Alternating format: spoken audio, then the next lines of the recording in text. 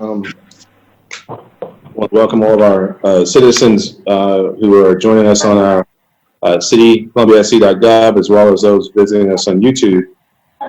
Thank you for joining us as we kind of take on this brave new world of trying to lead by example and show folks in the public and private and nonprofit sector how we can still get the people's work done, still continue to conduct business, but also trying to adjust to the new norms of social distancing as we try to slow down the spread of the coronavirus. I'm really thankful to all my colleagues for leading in this regard, and even more importantly, thankful to our staff. We ask out of them, and they always seem to be able to execute. So thankful for their leadership. I want to call to order. Madam Clerk, would you please call the roll? Certainly. Good afternoon. Mr. Brennan? Present. Mr. Rickaman? Here. Mr. McDowell? He's on mute. Mr. Duval? Present. Mr. Vine? Here. Mr. Davis?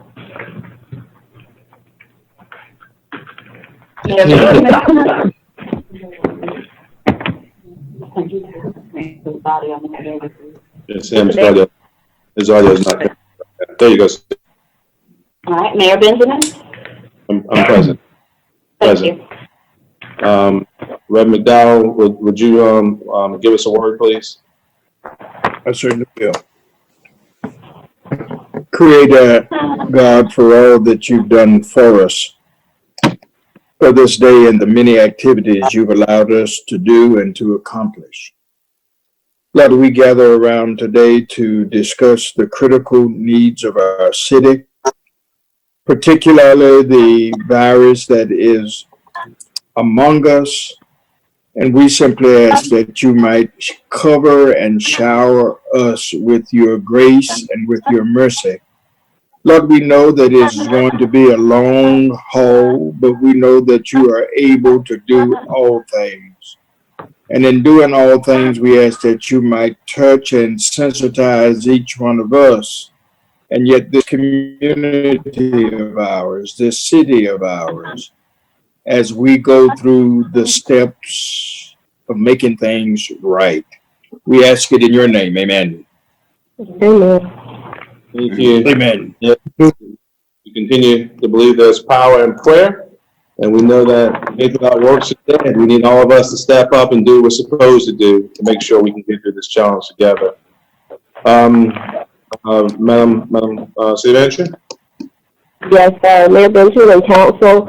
First of all, thank each and every one of you for your leadership, as always, your support, patience, and guidance to me and the staff and the citizens of Columbia. At this time, we would ask that City Council adopt the agenda, and due to the unprecedented events surrounding the coronavirus, there are several additions to the agenda, ordinances that are considered emergency in nature that we would ask Council to amend the agenda and add. And Mayor Benjamin, I can read those at this time. Add ordinance number 2020-029, emergency order to temporarily close all public parks and facilities to protect the health, safety, and welfare of our residents and visitors. Add ordinance number 2020-030, enacting temporary waiver of business license fees through May 15, 2020. Add ordinance number 2020-031, an emergency order declaring a state of emergency for the city of Columbia, South Carolina. Add ordinance number 2020-032, an emergency ordinance to temporarily suspend the normal operating procedures of City of Columbia boards and commissions meetings. Those are the ordinances to be added. In addition, we would ask for Council to defer item 15, resolution number ordinance number 2020-024. I believe it's an ordinance number. It's a resolution or an ordinance. It's an ordinance number, 2020-024, consenting to the inclusion of property in a multi-county industrial business park, Washington and Assembly LLC, in Richland County. And in addition, under the executive session item 21, deferring the discussion of letter of credit. All right, this is and Madam City Manager, all those additions to the agenda are available on the city website, right, for public, the public to consume. And Yes, sir, we will do those. We will go ahead and put those on the agenda, and of course, as soon as council would take action, Mr. Mayor, they will go live on the agenda, on the website, I'm sorry. Is there a motion to adopt the agenda as amended? So move. A second. Second. Any discussion? Question, Mayor, question. Duval. Was item 15 deferred? Yes, sir. Yes, sir. Yes, sir. Okay. All right, move the previous question. Clerk, call roll. Mr. Brennan, Yes. Mr. Rickman, Mr. McDowell, Yes. Mr. Duval, Aye. Ms. Devine. Aye. Mr. Davis, Aye. Mayor Benjamin. Aye. All At this right, time, I'm sorry, yes. please. Mr. Mayor, did you have something? I'm sorry, I thought you said something, okay. If it's getting used to the new normal, Mr. Brennan, did you have something? Yes, Ms. Wilson. Will you email us the new version with the additions? Yes, sir. You're asking for the listing of the additions to the agenda? Yes, ma'am. Yes, sir. I apologize. I thought you all had that when I was reading it. We'll get that right to you. Great, thank you. And if it's council's pleasure, we'll take them up at the beginning of the ordinance's first reading. Yeah, and it's important to note that obviously this is formalizing a number of the actions that have been previously discussed and articulated by staff as part of the action plan as well too. So, but yeah, we'll make sure that's the case. Is there a motion to approve the minutes of March 10, 2020? So move. The second? Second. Any discussion? With the Mr. previous Mayor. roll? Mr. Mayor. I'm sorry, yes, sir, Mr. McDowell. Ms. Wilson, may I ask a question? On items 15, we did defer. What about 16? We're moving forward. No, sir, that one is still on the agenda. All right. All right. Thank you, sir. Yes, sir.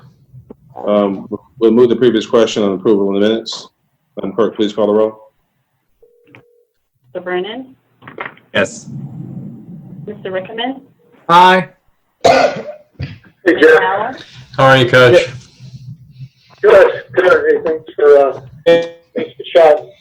Listen, I appreciate you reaching out, Jackson. Mr.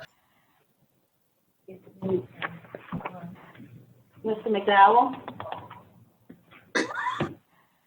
Yes. Mr. Duval. Aye. I apologize, Mr. Duval, Mr. Duval, Aye. Ms. Devine. Aye. Mr. Davis, Aye. Mayor Benjamin. Aye. Thank you. Beginning city council discussion, the first item is just a brief discussion. It's really more of an acknowledgement and just making sure council is comfortable with moving forward with the partnership with SVDOT Millwood Repaving Project Phases 1 and 2, Trevay to Divine. And we do have Mr. John Fellows, our planning administrator, and Ms. Krista Hampton, Director of Planning and Development Services.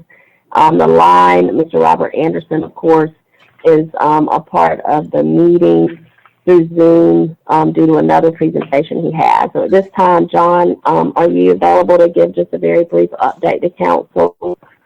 I am. Can you hear me? Yes, sir. Thank you. Oh, great. So just real quick, we did have a number of public meetings and outreach with regard to the repaving project with SVDOT on Millwood Avenue, both Phase 1 and Phase 2. We sent out over 900 letters to property owners, had 3 different public meetings, and attended 1 business meeting. So we had a variety of input. That was all sort of summarized in the attachment to the agenda. We also received a number of written responses at those public meetings, which were also summarized in the packet. Those comments were divided up by date as well as the location that the comments were received from. So you'll see that they're from MLK Park or Melrose, Greer, or were submitted by our email system.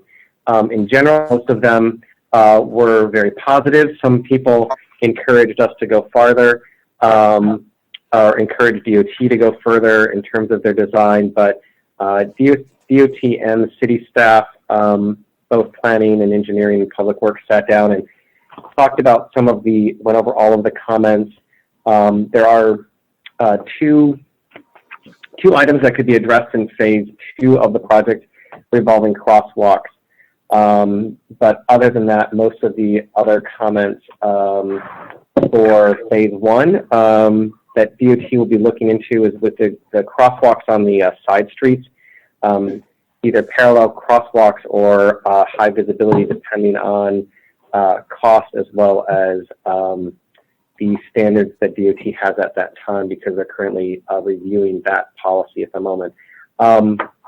Basically, as Ms. Wilson indicated, we're just looking for City Council to either direct staff to tell DOT to move forward with the plans to restripe the corridor with more narrow travel lanes, as well as bike lanes and some other enhancements, or discussion, I guess. So that's everything in a synopsis, I guess.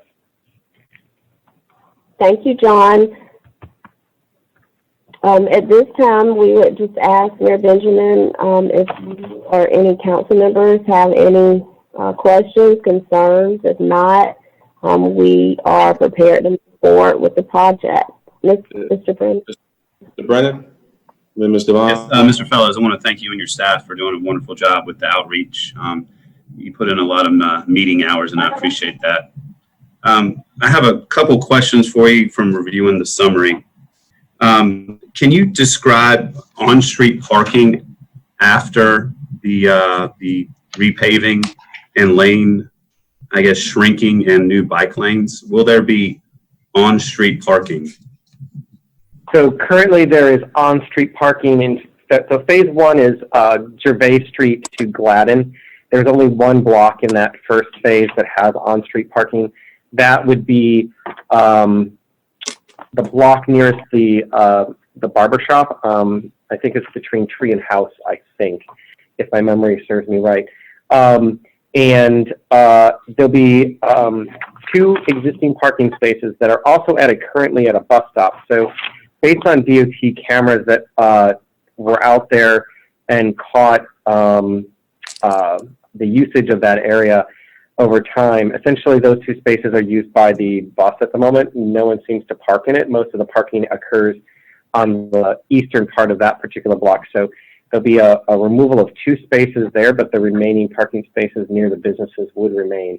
In phase 2, from Gladden to Divine Street, there is parking on about 2 blocks. All of those parking spaces would remain. There'd be no change in those parking. And then for the bike lanes, they would start at Gervais Street, go through phase 1 to Gladden. In phase 1, we would be putting a sign up near Maple Street and letting cyclists know that the lane will end in 1 block and to consider using side streets. Then when phase 2 is completed in 2023, the bike lanes would continue all the way to Divine Street. The bike lane, what I would call going in town, that will actually start at Divine. The outbound bike lane would become a Sharrow with the right turn, right kind of near where the bicycle shop and the Dunkin' Donuts is. So that would become a Sharrow at that point. So I mean, what are bikes supposed to do when they come to on-street parking and say there's cars there? I mean, is it they go out into traffic? No, they're going to be marked bike lanes. So the bicycle, there'll be a bike lane. So essentially, if you are in a block with parking, you'll have the sidewalk, the curb, marked parking spaces, then you'll have a bike lane, and then you will have your travel lane for your vehicles. You'll have 2 of those in both directions, plus the middle turn lane. So the bike lane is 5 feet width throughout the whole project. Correct. Yes. Okay. Was there any talk, and this is my last question, any talk about the increase in budget to possibly painting the bike lane and any possible barriers, dividers for safety? So in order to put the dividers up, additional width would have to occur, and there is not additional width within the curb-to-curb right-of-way. So to put those bollards up, they are a little wider than a painted line, and you actually need extra space with them. So you probably need an extra 2 feet per bike lane, so 4 total for the whole road, and we don't have that extra feet to put in bollards. With regard to the first question about painting, they'll be painted with thermo white thick line. In terms of any other kind of safety measure, like the green paint or something like that, that currently is not a DOT standard. It's not something they're prepared to install or maintain at this time. And it does, a couple years ago, it required some special federal approvals. Then that was loosened. It was left up to each state and local municipality, but it's not commonly used in South Carolina at this time. Great. Thank you for your response, John. Yeah. Ms. Devine? First, John, thank you so much. I've heard great things about the public meetings, and I've heard from a couple business owners on the corridor that were appreciative of staff's answering questions, and we're excited about the project. So I was glad to hear that because that's always our concern about folks being worried about ingress and egress to their businesses and changes. But everything I've heard so far has been very positive.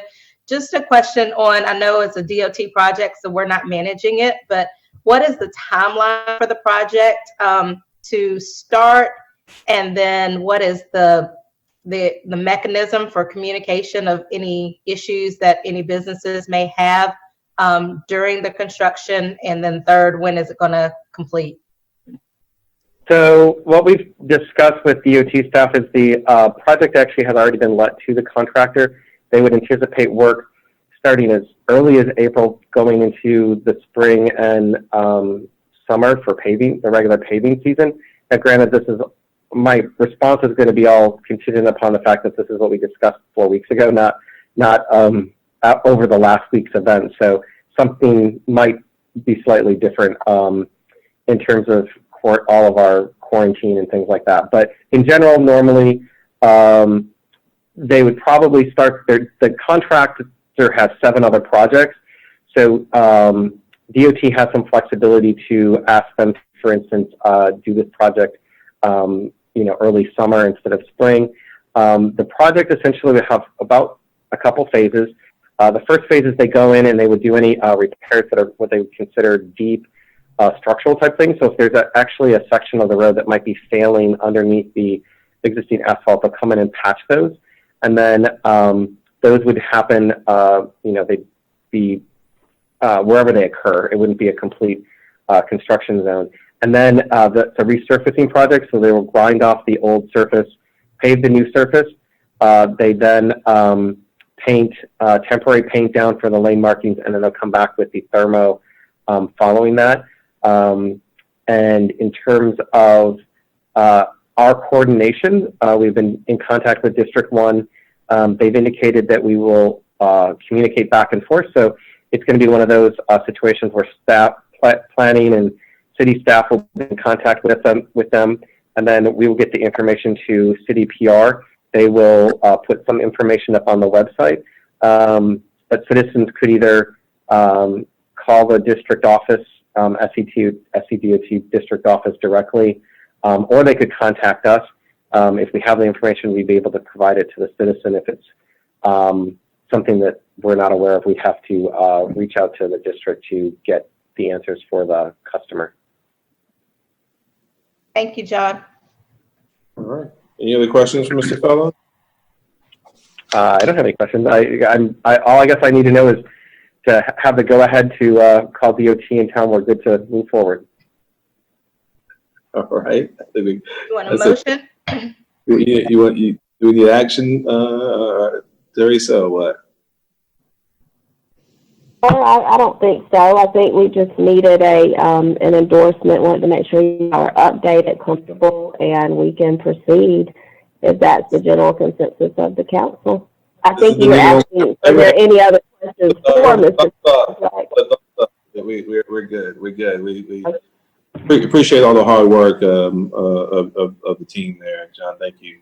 You guys continue to produce. Appreciate it. Let's rock and roll. Thank you, All right. sir. Thank you. Thank you, John. So at this time, we will begin our budget workshops, obviously with all the events that everyone has been impacted by. We, are a little bit later than ideal in starting our budget discussions, but we're definitely prepared to do so today, Mr. Mayor and Council, at least kind of set a baseline for what I think appropriately so with what the country is experiencing is a focus on basic city services. When we are dealing with any issues, but particularly something as significant as the coronavirus, it becomes even more apparent that we as public servants are ready and have capacity to provide and continue to provide without any interruption the basic service delivery that our citizens deserve. So this budget is very impactful, and I think the situation we're in underscores the need for us to focus with you all on our general fund budget, revenue projections, as we'll talk about shortly, hospitality tax and accommodations tax budgets as we know them right now. There are many changes that we're now anticipating. And then priority areas within basic city services, and we are calling this part one because there's several basic services that I had already identified that and sort of elevated as far as needing to be discussed with more specificity this budget cycle. Now with what we're going through, that, like I said, it's sort of underscored. So with that, I'm going to hand off to Ms. Missy Kaufman, our Budget and Program Management Director, to begin the discussion, and you all should have a hard copy of the presentation. They don't have You have the materials that were sent, I'm sorry, but the presentation is a PowerPoint that is, you'll see on your slides on the screen in front of you. We're working to get that loaded for everyone to see. Good afternoon, everyone. Good afternoon. So we present.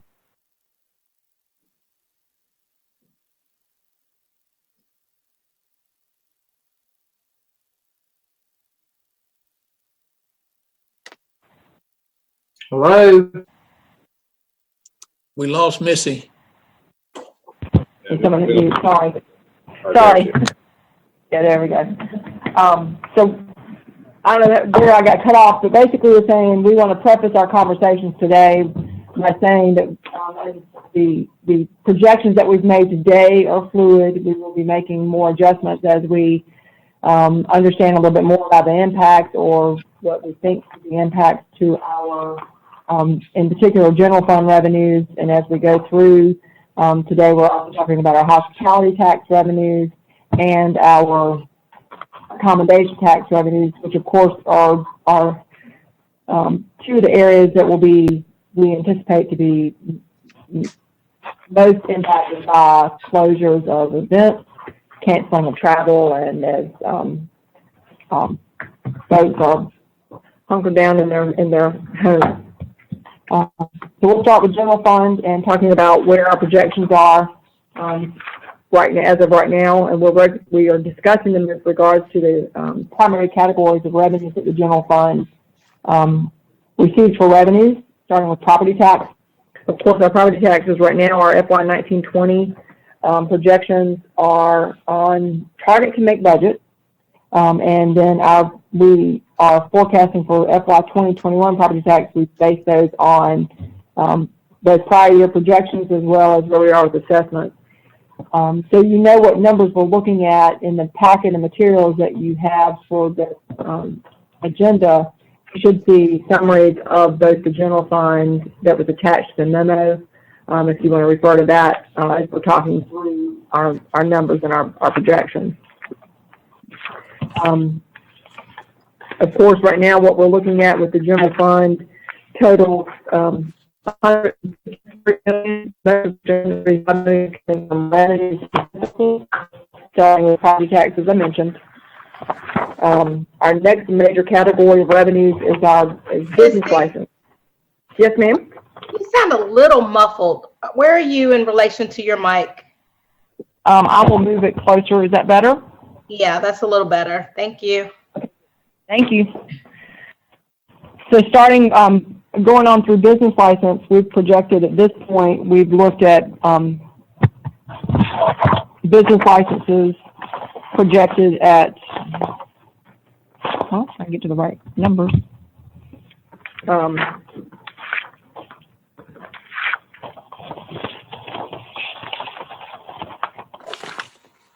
million, right at $42 million. That's business license and permits. Of course, business license is the general fund revenue stream that's likely to be the most impacted by COVID-19 shutdowns and impacts on our businesses. So we don't know the impact that we don't know what we don't know. So we'll be conservative on our estimates going forward with our business license projections. As of right now, business licenses are due April 15th. I know there's some discussions about some possible delay to that may be discussed at the state. Some things that are in place that we have talked about with council this past fiscal year that we want to make sure that we keep in front of us that are underway. Yes, that's a question. Okay. Business license enhanced enforcement. So those efforts are still underway with DataMax. They continue to work through their efforts. The model business license ordinance that is also underway with the Municipal Association. The study, so that study is underway with the Municipal Association. We lost her. As far as negotiations with fee with certain entities, those conversations may be adjusted some as we continue to go through the process that we're going through with as well as our businesses, also nonprofits that will be hit, and as these non-tax paying entities we discussed earlier. As far as charges for services, we are projecting charges for services to at $16.2 million. Actually, it's a slight reduction from the current year. We'll continue to monitor those. They do reflect the fire hydrant fee that was adopted in the fiscal year FY 1920. So those are reflected, and that's what makes up part of that $16 million that we're forecasting there. Okay. And then finally, fund balance is not reflected in the budget that we are thinking of at this point. It's still due to be determined. Of course, a lot of that will be contingent upon where we end this fiscal year as well. So we will be very conservative or have any thoughts of fund balance at this time. But right now, the budget we are working from does not reflect any use of fund balance. Next, just showing you graphically where we are. I'm sorry, it'll take a moment for the screen to refresh. So as we move through, keep this going here.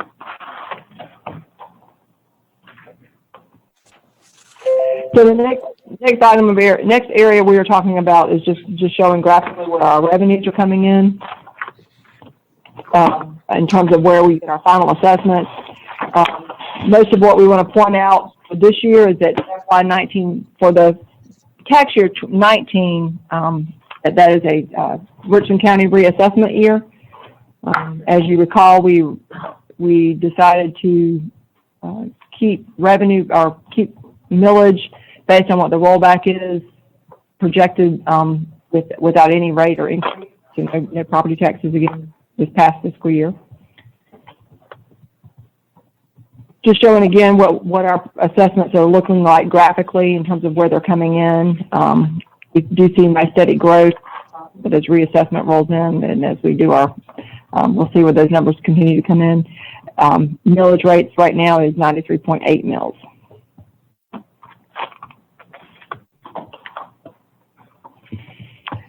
This just also shows graphically the majority of general fund revenue streams, property tax being the largest source of revenue for the general fund. You can see in those 3 years where we do see some growth there. It is moderate. Business licenses and permits, next category, are remaining pretty level. One impact area that's been probably most significant on the business license and permits was the franchise fee. That has been impacted. And again, we will be conservative as we forecast for the coming fiscal year based on impacts to business license collections going forward.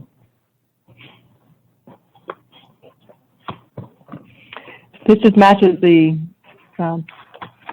budget that we've provided the City Council in your packet so far.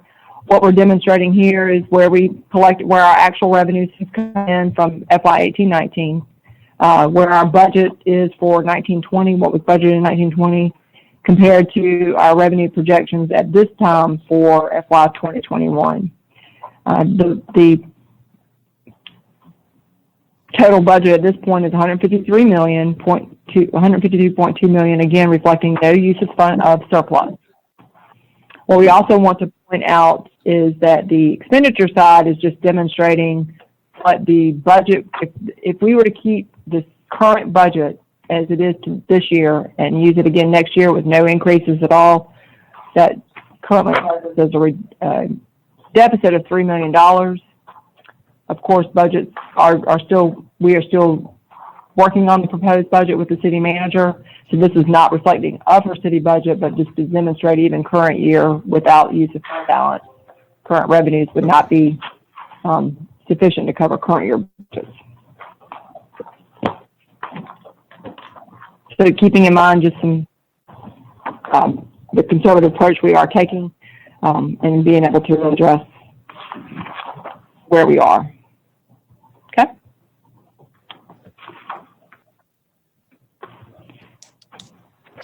Of course, some of the drivers that we have been talking about and the city manager addressed in her opening comments, basic services in our priority areas. One of the first ones that will be brought to you today is discussions of our roads and streets and sidewalks regarding our internal infrastructure, keeping a focus on also our city facilities and our water sewer infrastructure needs as we continue to go forward.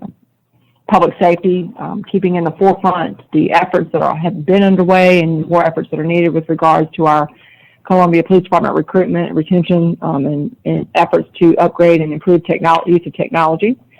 Our current situation is making that also very relevant about the need and reliance on technology, not just with our police department, but across our city, and being able to continue city services and city functions as seamlessly as possible. Fire facilities, also lots of assessments and discussions with regards to our fire facilities.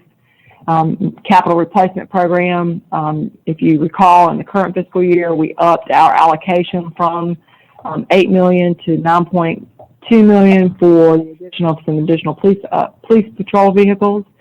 At this point, we will more than likely have to retain that level in order to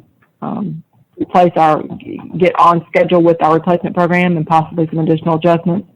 It will have an impact on the budget as it relates to the debt service, or not the debt service, but the lease payments needed for that loan program. And of course, efforts across the city with our customer care initiative. many of these items will be brought back to you in specific work session discussions. So there'll be more information as we proceed through the budget discussions in the next couple of weeks. A question. Yes. I know that this is purely preliminary right now, but are y'all, what are some of the things that we're looking at to kind of take some of the pressures of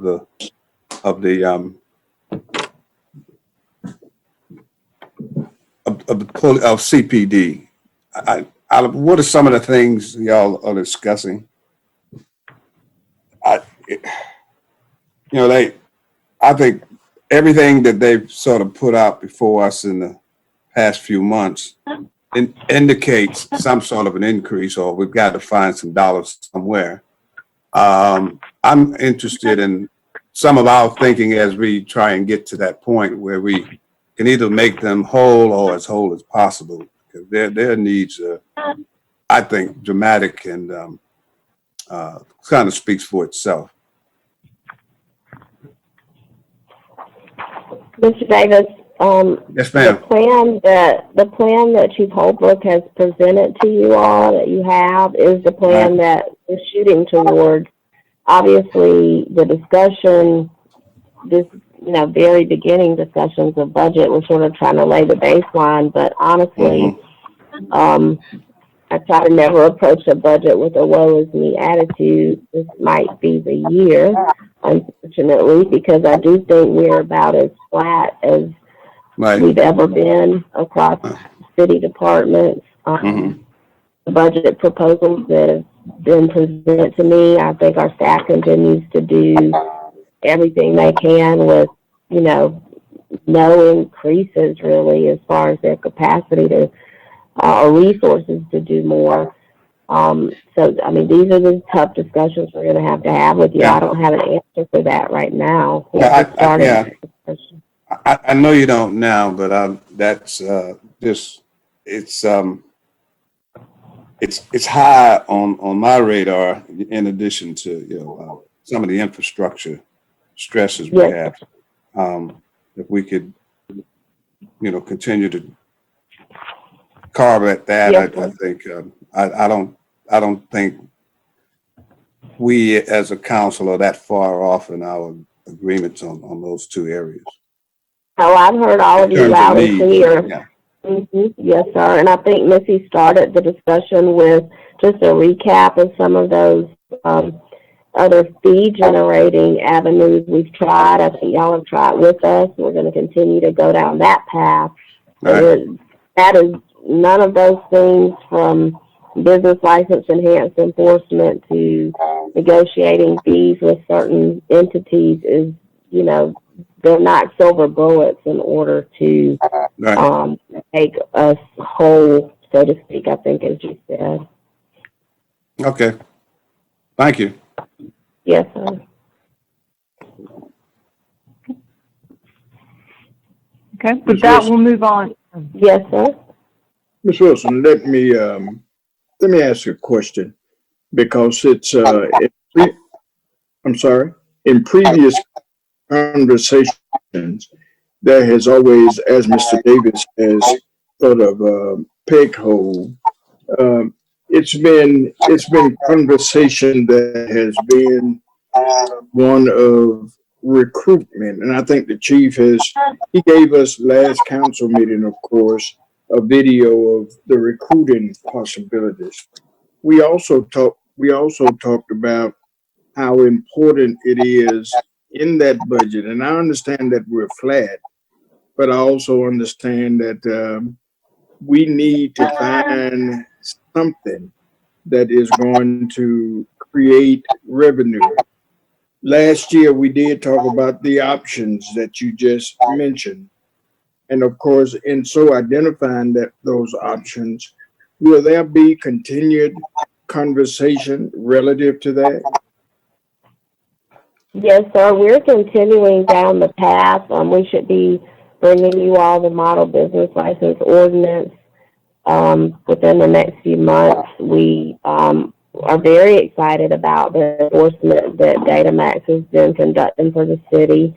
You know, those are sort of low-hanging fruit opportunities for businesses, some bigger entities that, you know, they weren't paying what they should have been, long story short. Obviously, there are other discussions that need to occur with the hospital system regarding they're paying their fair share, et cetera. I guess we're going to continue with those items. No, I don't think just that in and of itself is going to get us where we need to be as far as building our resources to ensure the capacity of several basic services, not just CPD. But of course, that discussion has been ongoing with Chief Holbrook regarding recruitment and retention and some tools in his toolbox that we know we need to give him. So, you know, we'll continue looking at those things. I guess I was saying that we're flat because I don't see where we could cut any city services otherwise across the city in order to try to accommodate doing anything along these lines. I was just saying that because I looked at the budgets and we were still looking at them and sharpening our pencil, but I just don't see where we would be able to cut any areas across the city to accommodate. So to generate revenue, you're either talking about you know, tax increase, which is something y'all have never done in over 10 years, and I appreciate that fact, or some other creative measures. And a public safety fee is something that we've discussed, and I think that we haven't determined that it doesn't have challenges legally. I think it would be supported in this community based off discussions I've had with citizens, but again, we have to do things that are, you know, legal, obviously. Daniel, you had. Thank you. Yeah, I was just gonna two quick notes. One, everybody be conscious about when you're shuffling papers because you can't hear the person who's talking. The mics are pretty sensitive. And I think the second thing is I think we probably internally need to have a true discussion about, you know, priorities and putting, you know, some of our internal needs first before out external needs. And I think that'll help us get closer towards where we need to be. And we just got to be conscious of that with all the things that are coming before us today. So, you know, we probably need to, when the appropriate time is, and obviously with what's going on is making it harder, but really have to get into, as we like to say, the weeds of the budget.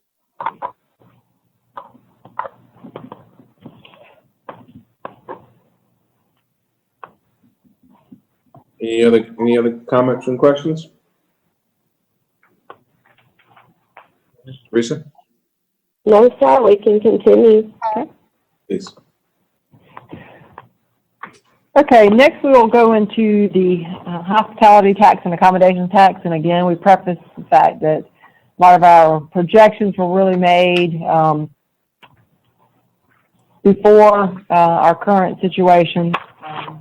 We were taking into effect impacts, but maybe we will continue to have to monitor and make adjustments as we go through the budget process coming up. We'll start with our hospitality tax discussions.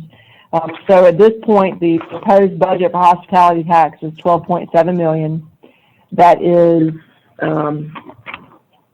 a little conservative compared to prior years. Probably not conservative enough based on current impact on the hospitality industry with relation to COVID-19. So we'll keep in mind as we go through the budget process, we will monitor those collections. We are concerned about not just projection, more so for projections for making budget for the current year, as the majority of our collections are coming, not the majority of our collections, but we have a higher level of collections that come in through the March, April, May, and June months as graduations and a number of the events pick up. This is a heavy period of time for the hospitality industry. So of course, we're looking as much at current year as anything. By July, hopefully, if we are resuming to some normal nature, then we can look better at a fuller year of collections compared to what we are thinking of now. But we do want to take a conservative approach to what we're forecasting going forward. As with regards to the way the allocations are broken out on the budget that's been given to you, it is reflective of the 4 areas of funding that are made throughout the hospitality budget. The first thing, the Hospitality Tax Committee is currently forecast at presented as a $2.1 million.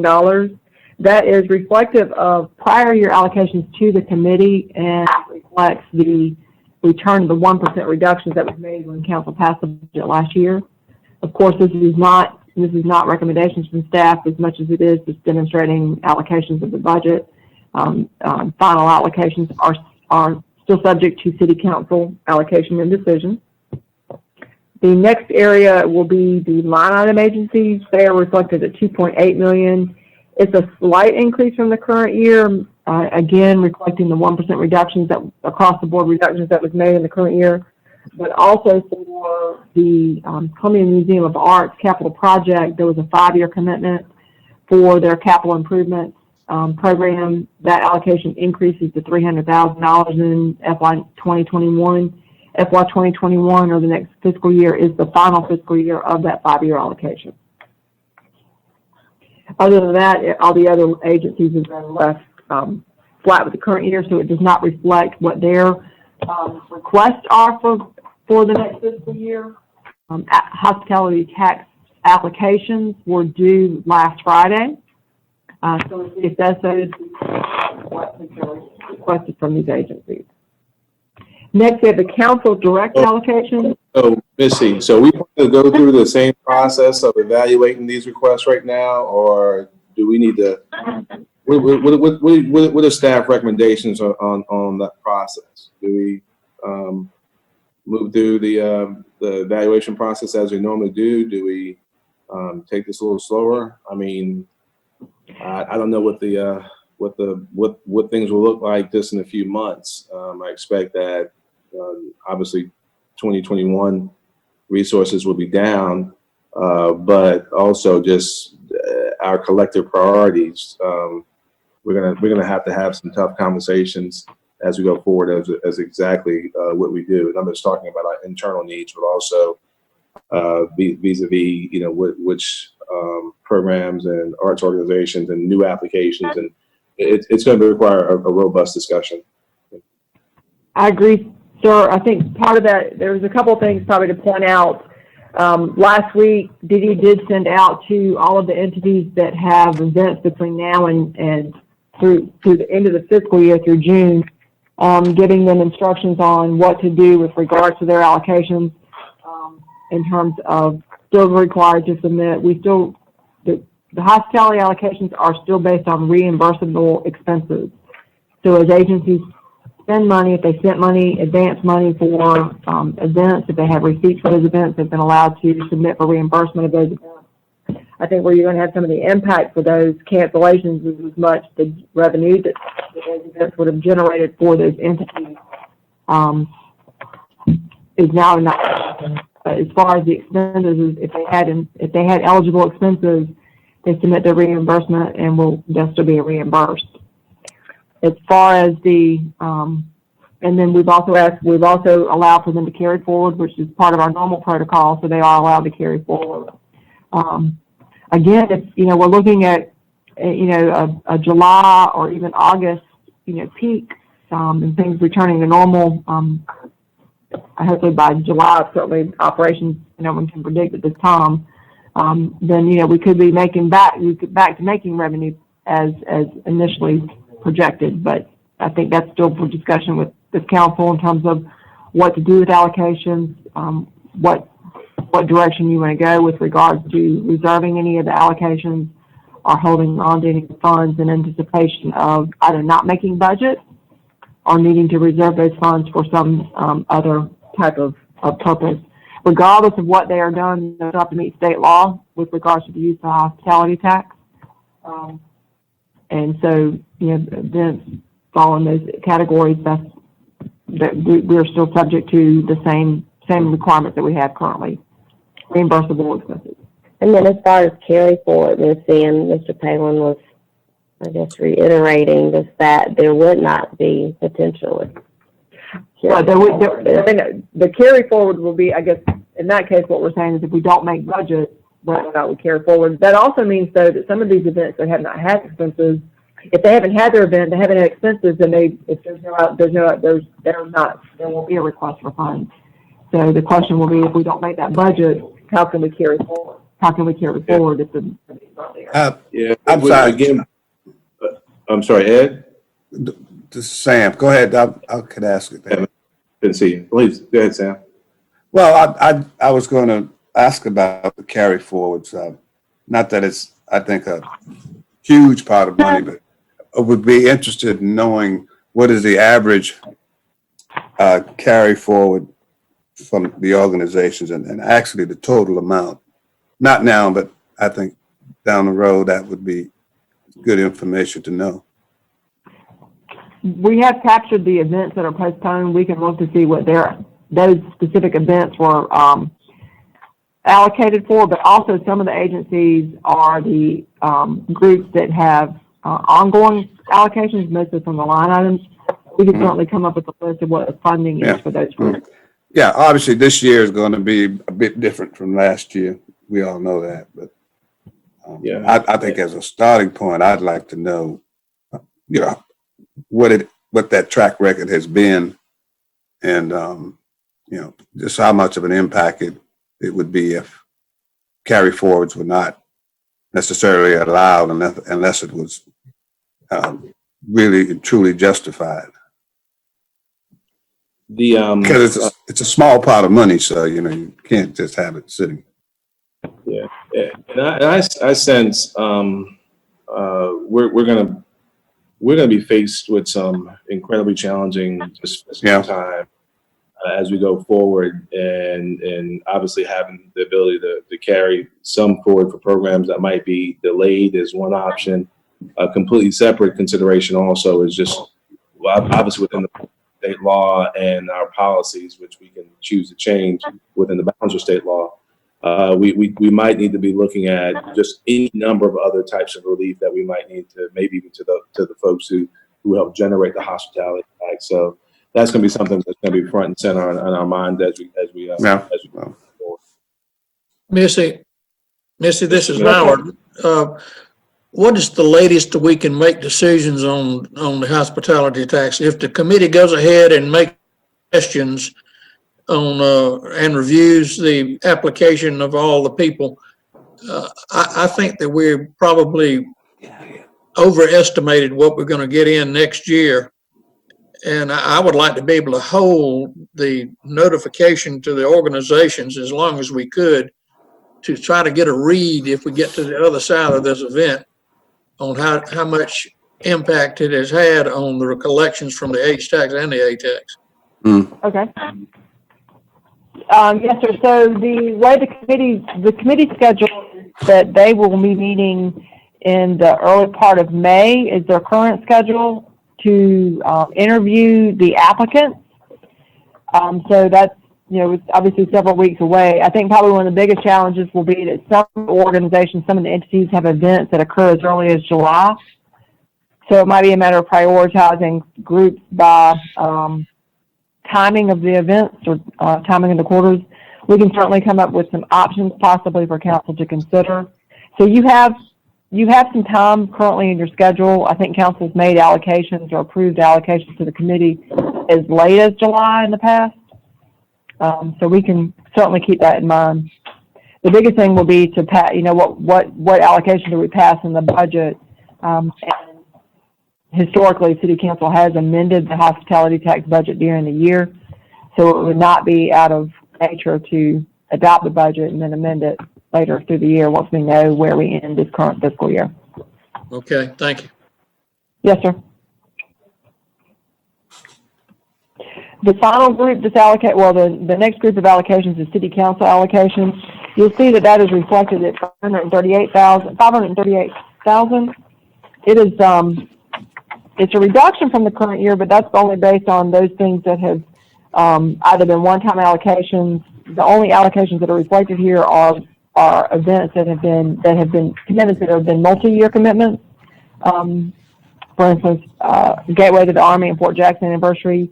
The current fiscal year, this was its final allocation, so that's rolled off. However, there's been a couple of other allocations that are multi-year that are reflected on here. Otherwise, there's no commitment in terms or no specific allocations there that other than what City Council chooses to do.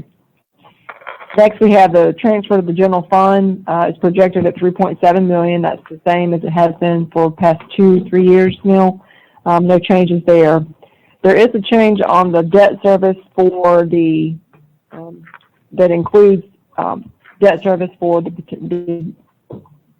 bonds, potential bonds to be issued for Finley Park rehabilitation. Again, those are subject to currently where we are now and continued conversations with City Council. I would add that the budget that you have before you right now does show a surplus. I think we would all agree at this point that that will not be the case as we adjust our projections. But wanted to demonstrate for you what currently is reflected in the budget as it is now. And as the City Council takes into consideration what the allocations may be in the coming year. We'll, of course, continue to monitor and bring those discussions through with you as we proceed through the budget discussions in April. Next, we have accommodation. I'm sorry, go ahead. So, Missy, the amount that we're contemplating for Finley Park is only going to increase our debt service by about $300,000. It's it's actually $400,000, but the debt service schedule for the existing debt was lower. Yeah, the $400,000 is every year for 5 years, but the reduction is from the existing debt service that the schedule calls for reduction. So if the bond was independent, it would be more than that. It's just our current debt service payment is going down. Yes. Yeah. Okay. But then that $400,000 is every year for 5 years. Okay. Increase. It's an increase of $400,000 every year. Okay, got it. So like $400,000 this year, $800,000 the next. $1.5 million to Right. $2 million if we did it all in 1 year. Right. I don't know if you heard that comment from Jeff. It's $1.5 million. What did he say? If we did it all at one time, it would be a $1.5 million increase. So the actual debt service itself the full debt service is being spread out over a 5-year period to allow us to build up to what that debt service amount would be. So it's an increase of $400,000 every year. So next year it would be $800,000 and so forth until we got to the 1.5 in 5 years. Okay, thank you. Sure. Next, we have accommodations tax. This budget is proposed at $2.7 million. This area obviously is going to be specifically impacted by the COVID-19, specifically with relations to hotel occupancy. As we've been hearing, hotel occupancy is low as 10% around the state. This will certainly be one of the most impacted areas. Accommodations tax are not collected by the city. They are collected by the state and remitted to the city, unlike tourism development fees, which are collected directly by the city. Their state law obviously specifically allocates how state law specifically states where accommodations tax is to be allocated. The very first allocation is $25,000 to the general fund, $30,000 for advertising and promotions, and then $65,000 allocation for tourism-related expenditures. The final 5% is what we refer to as general purposes, and we use those funds as we would general fund dollars. In prior year, the budget reflects allocations based on City Council's prior direction of 85% of the committee allocations to Experience Columbia and 15% to Lake Murray. Again, those are subject to City Council approval. All this is reflecting is City Council's prior actions. The committee allocations in total is $2.5 million. The 5% allocation, reflects 25,000 again for Together We Can Read, and then 83,800 to One Columbia. That does not reflect what their requests are for this year. It just reflects what their current allocations would be.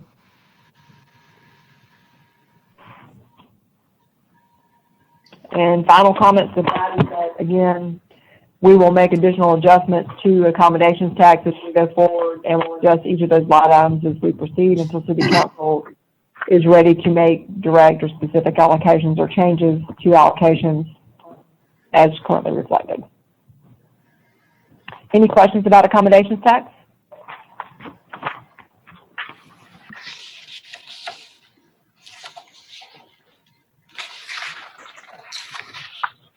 If not, then we can go on and discuss the schedule. At this point, we are forecasting to stay on schedule with the budget discussions as laid out. That's still subject to change considering current operations. But April, we will bring forward more discussions regarding basic services and priority areas, the general fund, stormwater, and water and sewer rate study. By May, the city manager will present her all-fund summary and her proposed budget, and then we'll have any remaining budget discussions. I do point out that May 5th is the last budget before we advertise, last city council meeting before we advertise the budget. This schedule is based on city council's regular council meeting schedules and does not take into account any special meetings that may be requested or needed in order to proceed through budget discussions. And we'll have the public hearing, will be sent to the newspaper on May 18th. We'll do a wrap up on the May 19th with public hearing and first reading being June 2nd and final reading and second and final adoption on June 16th. Thank you, Ms. Penny. Thank you.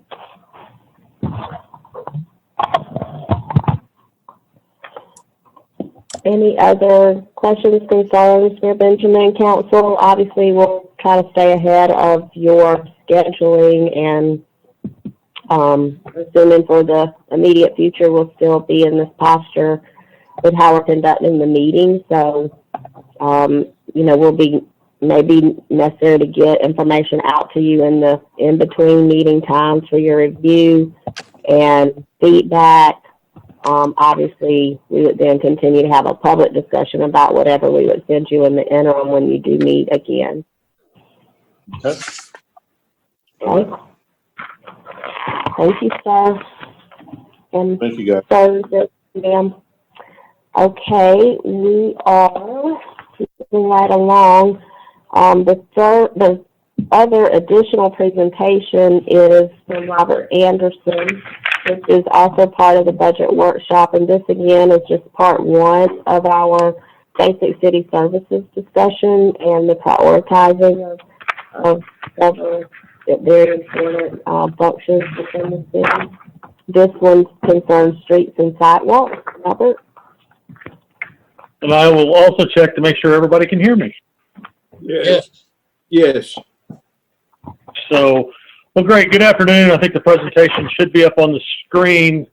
I know we're doing this remotely, so we will try to get through this together. A lot of you have seen the slide presentation, a few of these slides over the years, but it's always good to remember what we own and what we don't own. As you'll see, 69% of the roads in the city of Columbia are owned by SCDOT. 30% or approximately 30% are owned by the city. 1% is private. Of the city-owned roads, we have about 400 lane miles of city streets. These include sidewalks, storm drainages, the signage, and all the signalization. We also have additional signalization that SCDOT owns, but we actually have a maintenance agreement with them. So back in 2011, we used a program called MicroPaver. and we went out and we evaluated all the roads.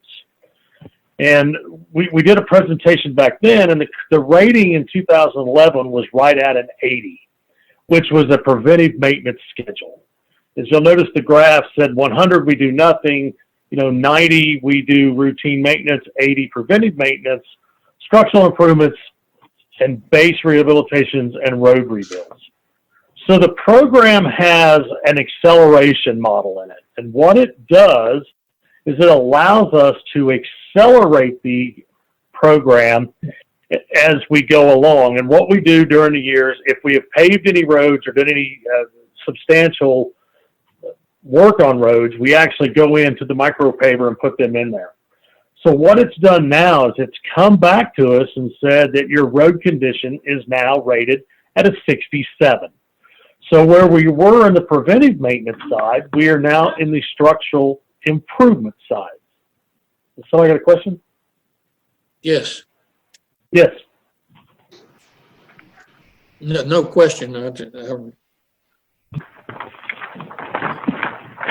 Okay, so the estimated rating currently is a 67, which shows you that we've had a substantial loss in our road. Well, if anybody's been driving around lately, and last year we had one of the wettest Decembers on record. This year we've had one of the wettest Januaries and Februaries on record that I've heard correctly. So water and asphalt does not mix. As your pavement ratings go down and water gets under your pavement, you'll find out that we have a lot more potholing in the city of Columbia. So if you look at a lot of our streets, we have potholing, especially if you look at a lot of DOT streets, we have potholing. DOT has kind of cured some of their problems with the gas tax money. I know we talk about this quite a bit. So they actually have a pot of money now that they can go back to and pave state maintained roads.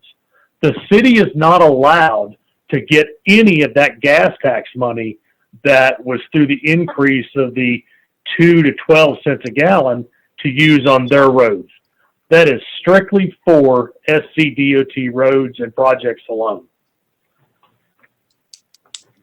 So as the pavement index showed, we've got 0 to 10 is failure, 11 to 25 is serious, poor, very poor, poor, fair, satisfactory, and good. Our current road condition is in the fair categories. When I say that, that's just going to be an average. There's a lot difference between where we are and not. So during our budget proposal this year, or we'll go to sidewalks first, and then we'll go to budget proposals. So sidewalks have been tracked within the Public Works divisions for requests for probably 20 some years. We currently have about 32.12 miles of requests of sidewalks. I know we're trying to become a walkable city, and these sidewalk requests are definitely coming in and coming to the forefront.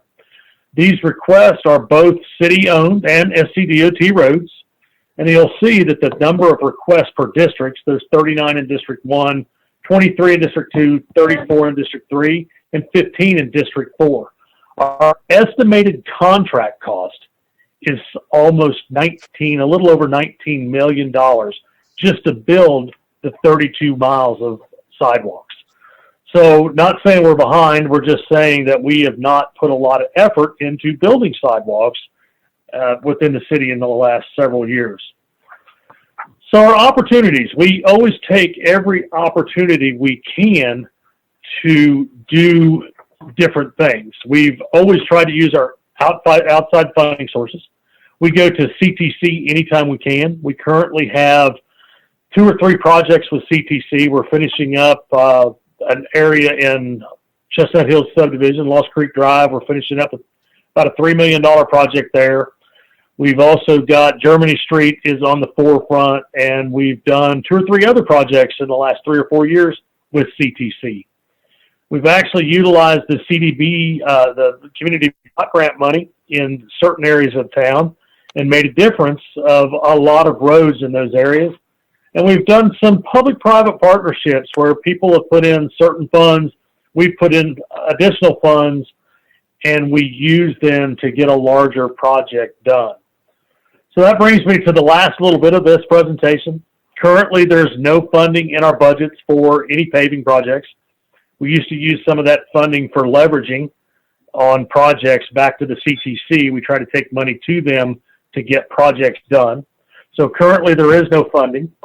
We have requested $300,000 in this year's request, and that would give us a new pavement management study. And I know that we have a system now that's degrading the roads, but we would like to go back out and relook at our roads. And what that does is give us the ability, if funding became available, we can say we've got this many roads that need to be rebuilt. We've got this many roads that need this surface on it. And we can kind of pair up that based on dollars. So we truly know where our roads are in condition and what road needs some kind of work. So beginning this, yes, ma'am. Robert, is it really necessary to do another study for $300,000 versus putting the money towards the work that needs to be done? We can put the money and use our current micropaver. What the micropaver project is doing now, the one we bought and used back in 2011, is it's just running a total of what it thinks the roads would be like. So the $300,000 would get us a true picture of what our roads would look like today. Would it be worth the $300,000 somewhere else? Yeah, anytime we can put paving money somewhere, I think it would be worth it. But we would have to do a little bit of guesswork about where that money needs to go. Robert, Go ahead. I'm sorry. Robert, Yes. where are speed bumps or humps figured into this equation? Speed humps are actually done out of our street division's operating budget. Okay. So we do have asphalt money in our operating budget. It's not paving money. It's just asphalt money for potholes, utility cuts, speed humps. So it's just in a general asphalt budget. There's not as much money in there as you would think. Okay, now we don't foresee an increase in that part of the budget, do we? No, sir. We held that line item even this year Okay, for the request. thank you. Comment, Robert. Robert, Uh-huh. did you add Yes. anything for street naming? For street naming, sir? No, sir, we did not. I've All right. got a comment. Yeah. Robert, I'm glad you showed the difference there with city maintained roads and state maintained roads. As you well know, I have been really trying to educate folks on the difference, because the assumption is that every road in the city belongs to the city, and that's not true. So with that being common knowledge amongst us, what can we do to get DOT, I guess, to maybe share some of those dollars from the penny tax? I don't think the average citizen knows that those dollars are not earmarked for city-owned and maintained streets. But is there any way we can maybe do some horse trading with them to shift some of those dollars in some of our targeted areas?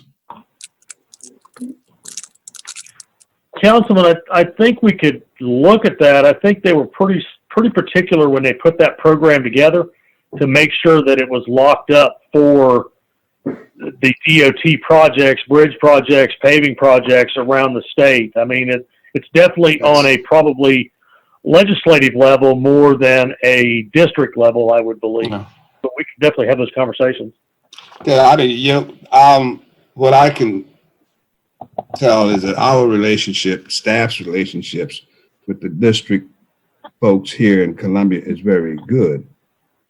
But maybe they need some assistance and maybe working with us a little more to see if they can influence some of those dollars being shifted to the roads in the city that needs to be repaired. Something to think about. Or We will reach out to Ms. Hall and see what we can do. How about the County Transportation Committee? Do we get any support from that? Any of that money come into the city? Yes, we do. So that's the $3 million project we're doing now in Chestnut Hills. We Right. put about 500,000 of city money to that, got 2.5 million. We completed the Columbiana Drive project with it. That's And not prior to that, we had about 3.5 million that we used over 5 years, I believe, to pave different roads within the city. So and they're also funding Germany Street. Okay. Robert, can I ask a question, please, sir? I do want to point out, we've also got, and I know we've kind of mentioned it, there's a Calhoun Street project that we're bringing to you, and we've got some tentative approvals from CTC that they would fund the Calhoun Street paving portion of the project. Are there any projects outside of District 1 with that money? God, man. Calhoun is District 2. I knew it was coming. Robert. You know, they say if you don't beg and ask, you don't get. Who has a question, and then I have one. Robert, quick question. Can you give, I see private public in the opportunities request. Can you give me an example of the last private public we did? Germany Street. Trying to think which one they were. We had one worked out that fell through. That was going to be about a $400,000 project together. We have done a few, but I can't get them off the top of my head. I will get a list and provide it to you, though.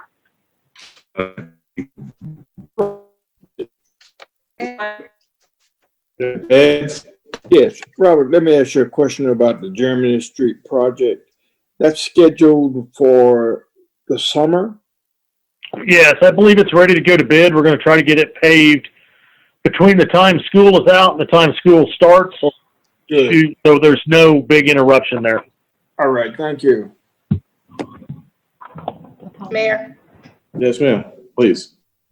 So Robert, and I know we have all the time, when you have limited funding, we have to deal with stuff, but our sidewalks, that 19, almost 20 million is going to get more and more. Where are we on looking for an outside funding, either if it's not DOT, grants, Robert Wood Johnson Foundation and others that are promoting physical activity, healthy lifestyles, being outdoors. Maybe there's a way for us to start chipping away at that before we're, right now, before we're able to put some money in by looking for some grant funding or at least some other funding that we can match. So, and we will look, we've used TAP grants in the past. We've got one TAP grant, or a TAP grant that's completing now. We've got another one, I believe engineering is getting ready to design. That's out in Greenview, I believe. And then the penny sales tax had several sidewalks in the city. They're finishing up, I believe, Schoolhouse Road and Magnolia right now. They're finishing those projects up, but we will always continue to look for outside funding. And we agree, there's a lot of requests for sidewalks. Okay. All right. Thank you. So that pretty much ends our presentation. It was the $300,000 for the new pavement management. We're requesting to set aside possibly $500,000 per year. Paving costs so much money nowadays. It's nice to put maybe a couple years in the bank so you do a bigger project at one time and get more miles for your money because of mobilization costs. With that, we'll take any questions. I know we've had quite a few, but I'd answer any more that you have.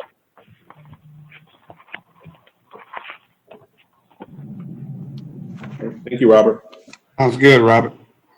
Thank you. And Robert, it is okay to do projects outside of District 1, please. It is. I got you. I hear you. We'll try to do something, okay? Good God. Oh, man. All right. Thank you, Robert. And Robert has presented his budget request already, so it reflected what was presented to you today. So we'll continue to work through the budget with that in mind. Okay, at this time, Mayor, we will have council's consideration of the consent agenda items 6 through 13. All right. Is there a motion? So move. The move. Second. Second, any discussion? With the previous question, the clerk call the roll. Mr. Brennan, Yes. Mr. Rickerman, Aye. Mr. McDowell, Yes. Mr. Duval, Aye. Mr. Davis, Aye. Ms. Devine, Aye. Mayor Benjamin. And obviously, just as just shown with the detailed presentations from our staff, even the approvals of this consent agenda, even if we think back, we've had a pretty aggressive program as related to infrastructure and enforcement. I think we have to just continue to emphasize to our public that life is in a state of flux right now, that we are going to be having to make decisions. And I know that Teresa and her team and all of you, because I've been talking to every single one of you, and we're getting information literally, just in rapid fire, and having to make decisions and reconsider decisions and adjust. And then once the fiscal realities of these macro decisions weigh on us, we'll have to go back and reconsider everything as well. So we're going to continue moving forward, preparing, for the worst, hoping for the best. But let's kind of just continue to operate in that vein. I believe we're being very good stewards of public dollars and public trust. But let's kind of keep a change mentality in mind. We're going to have to as we weather the storm. All right, thank you. Yes, sir. Let's go ahead and take Mr. Mayor, at this time, if it's council's preference, we could go ahead and begin to work through the addition of the emergency ordinances. Obviously, you all have the ability to approve these today, so we put them on for you. You certainly can, if you feel like you need additional time or discussion in executive session, we could do that. It's just whichever way you want to proceed, Mr. Mayor. Council. Sure. We'll start working our way through them. Just as a matter, and we can do that. Maybe just remove number 18 from the agenda. We've seen that the Chief Justice has ordered a stay in evictions through May 1st, so at least for the next month and a half. Giving exceptions for evictions that may be made for matters that involve essential services and or harm to person or property. So whatever we do here, even our recommendation doesn't trump Chief Justice. So why don't we go ahead and just remove that from consideration, or if there's a unanimous consent for that one. So y'all good? Yes. All right. So we're gonna take 18 off. Let's go ahead and start with ordinance 29, Teresa. Yes, sir. Ordinance number 2020-029 is an emergency order to temporarily close all public parks and facilities to protect the health, safety, and welfare of our residents and visitors.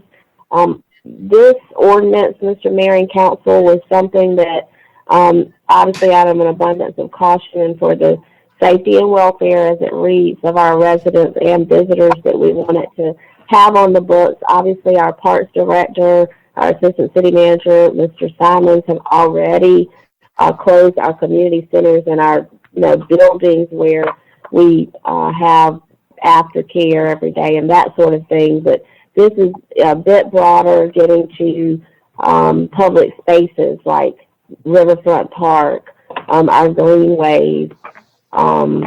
Henry, are there any others of note that for council's edification that Granby is a part of the Granby Park, Lincoln Tunnel. Yeah. So we want it to be pretty specific because we know those are, very well utilized public spaces. All right. Discussion. So this is indoor and outdoor, Teresa? Yes, sir. Mr. Wilson, I have a question. So a park has a field. We're saying citizens need to operate and not, use the field, whether it's a kickball with your son or whatever. Yes, sir. are we issuing, not tickets, but how are we discouraging people as staff interacts with people? In a very kind and friendly but Educational firm. way. Perfect. Thanks. There's no, obviously we're not issuing any type of tickets or anything like that, but it's just hoping everyone is, we're just encouraging everyone to recognize the gravity of the situation. And obviously when we have amenities in many of these areas, they then have to be cleaned on a daily basis. When you talk about playground equipment, et cetera. Public spaces have certain amenities as well. So if we're closing them, are we cleaning them? Or with the closure comes no cleaning, no maintenance for the length of the closure? no, we'll continue to clean, but obviously this would be very helpful to us with that Great. process. And I mean, Thank you. maintenance and cleanliness will continue. So yes, sir. Perfect. Thank you so much to Parks and Rec for doing that. Yes, sir. This is a difficult one that none of us take lightly, but recognize urgency. So moved. Is there a second? Second. Discussion. Move the previous question, clerk call the roll. Mr. Brennan, Yes. Mr. Rickman, Aye. Mr. McDowell, Yes. Mr. Duval, Aye. Mr. Vaughn. Aye. Mr. Davis, Aye. Mayor Benjamin. I will say this, y'all. I've played a really bad game of karaoke with my girls last night and DeAndre. We playing board games. We're watching movies. This is a wonderful time to spend some time with your family at home, and maybe even catch up on some serious overdue reading as we shelter in place. So, thank you. Yes, sir. And when I say bad karaoke, I really mean bad karaoke. I heard that they were preparing for a baby boom in December. They probably should. Well, I go from G-rated to Howard. Okay, let's yeah. At least they're not including us. Okay, our next item for your consideration is ordinance number 2020-030, enacting temporary waiver of business license fees through May 15th of 2020. Mr. Palin is in the room as well. If there are any questions, this is really just a measure to be business friendly, recognizing that now is the time of year where we are starting to get applications in, and we've already put out information to our business owners that they can certainly mail in their information, and we were already planning to grant flexibility. They would get the information, and then we would generate a bill back to them, and there's already going to be some consideration of additional time for all of that to transpire. I think staff feels comfortable putting a date out of May 15th. Is that right, Mr. Palin? Yes, and that would be for all renewals. For all renewals. Typically, it would be April 15th. An extra month going from April 15th to May 15th. It's clear we do want people to understand we still have to pay them, right? But it's just delayed, right? All right. Yes.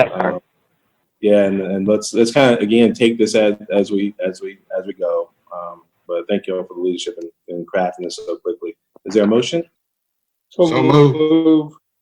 All right, moving second. Discussion. Move the previous question. Call the roll. Mr. Brennan, Yes. Mr. Rickman, Yes. Mr. McDowell, Yes. Mr. Duval, Aye. Mr. Vaughn. Aye. Mr. Davis, Aye. Mayor Benjamin. Aye. Thank you. Our next item is the emergency order, adding ordinance number 2020-031, an emergency order declaring a state of emergency for the city of Columbia, South Carolina. Mr. Mayor, I'll let you take the lead on this. And you'll know, declared it yesterday, under state law, council has to convene within 24 hours to confirm the order. I've communicated with some of you via phone and some via text around the provisions that allow for clarity around pharmacies and grocery stores, and wanting to include micro farmers markets. So not Soda City, but some of the smaller farmers markets that will have to adhere to the same social distancing requirements and sanitation expectations. If in fact that doesn't work, then we'll have to just reconsider those going forward. As of right now, we have to have probably a little more discussion around, and this is just, I think, just in the interest of us being on one accord, it appears that a serious consideration of a curfew is something else that we could be discussing and having a frank discussion about. I'm leaning heavily towards one that would begin late evening, 10 p.m., 11 p.m. What we're seeing, and this is anecdotal, I might add, so some of you may have had different experiences, is some of the data suggests that people of all ages, but particularly some of our citizens who might frequent nightclubs or bars, what have you, are just as, actually even more likely, if you look at South Korea's data, to contract the virus, more likely to be asymptomatic as well, and then serve as carriers. And if we don't start seeing the social distancing norms becoming more real here in the community, then we're going to have a major issue going forward. And I wanted to discuss that with you all, just in the interest. We obviously when we meet in groups of four or we meet in public domain, but I made the point to speak to all individually over the course of last week as we worked through this. I wanted to get your sentiments and your input on this issue. Mayor, I'm all in favor of it. I think that 10 o'clock would be a better hour for me. 11 o'clock would be all right. But I think the sooner we can get crowds off the streets, the better. That there should be no crowds. Even the President of the United States has recommended crowds no greater than 10. And most of the activity in these establishments after 10 o'clock are not patrons eating, but they are partying. And I would support 11, but I think 10 o'clock would be a better hour. I'm not in favor of putting a curfew in until we are at the state. We're not there yet. You're talking about we're already talking about 50% restaurants. We're talking about this. We haven't done one thing yet to address the businesses that are still operating. And there's a lot of them with a lot more people, and I think we're trying to be cautious. But I spent a great deal of time on the phone with people in the restaurant business and the bar business and other local businesses, and there are a lot of people who are very scared that they're not going to recover from this. And, I think that we need to give them the option to obey by the capacity figures we talked about, and see how it goes. If it becomes something that then we have to step in, then we have the ability to do it. But I'm not in favor of going to a curfew at this point. Thank you, Daniel. Mayor, how quickly could we go to a curfew? I think it's obviously that's at the discretion of this body, or at least at my discretion. But very quickly, it had to be confirmed by this body. Let me. Practically speaking, Howard, practically speaking, it's a different story. But we certainly, if we wanted to, we could set out a certain date. But let's get a little bit of Mr. Davis. Go ahead. Let me say something. I understand Daniel's sentiments. I spent some time yesterday myself personally visiting some businesses in North Carolina, North Main, Farrell Road, and so forth.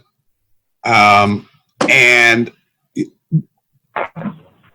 because these folks seem to feel that they're willing to work with us if we work with them in terms of doing some of the things that would take some pressure off them, and they don't lose any dollars. Everybody's going to lose some revenue. But I think if you want to talk about it a little more, that's fine. But we also have some young people that will be tempted to stay out late and do some things they normally wouldn't do, school nights and that sort of thing. I personally was stopped during the curfew in Charleston, doing some of the riot days. But at that time, I think my level of thinking, I think, exceeded the average teenager today if you're stopped by an officer at night. And I think anything we can do to prevent that kind of interaction in violation of whatever we put out there is better. I'd rather us do whatever it takes to keep the young people out of trouble. And because that will be a challenge to our officers. They're already challenged now, but we've got to do something to get them off of the streets, and that sort of thing. But as far as the businesses are concerned, Daniel, I'm willing to talk a little more, but a lot of them, the ones I talked with, feel that they can weather the storm working with us, if we work with them. Mr. Mayor? Yeah, Mr. McDonald and Ms. Devine. Let me just say a word. I support this. And if I hear this correctly and hear the direction of the conversation, are we asking for the curfew to take place in addition to the ordinance itself, or are we asking at the appropriate time that we institute a curfew? Well, that's why I wanted to discuss that with you all first. As currently drafted, now the curfew is not a portion of the emergency ordinance. Okay. I feel strongly that if we're going to do it, the challenge that we're facing right now, our greatest challenge right now, Ed, is our time and social distancing. So literally, the more that we do, the sooner that we do it, the greater our chance of slowing down the spread of the virus. And trying to balance that as we have in everything we've done with the needs of our public, our community, our business community, in the interest of commerce, and I would say our staff has been incredibly creative in trying to find ways to continue to sustain commerce as long as we can. But again, this is an issue. We try our darndest to govern by consensus. But the challenge, Ed, is that time is not our friend right now. So if we're going to do something, doing something sooner rather than later could indeed save lives. The challenge is that it will have a significant impact on business and commerce in the community.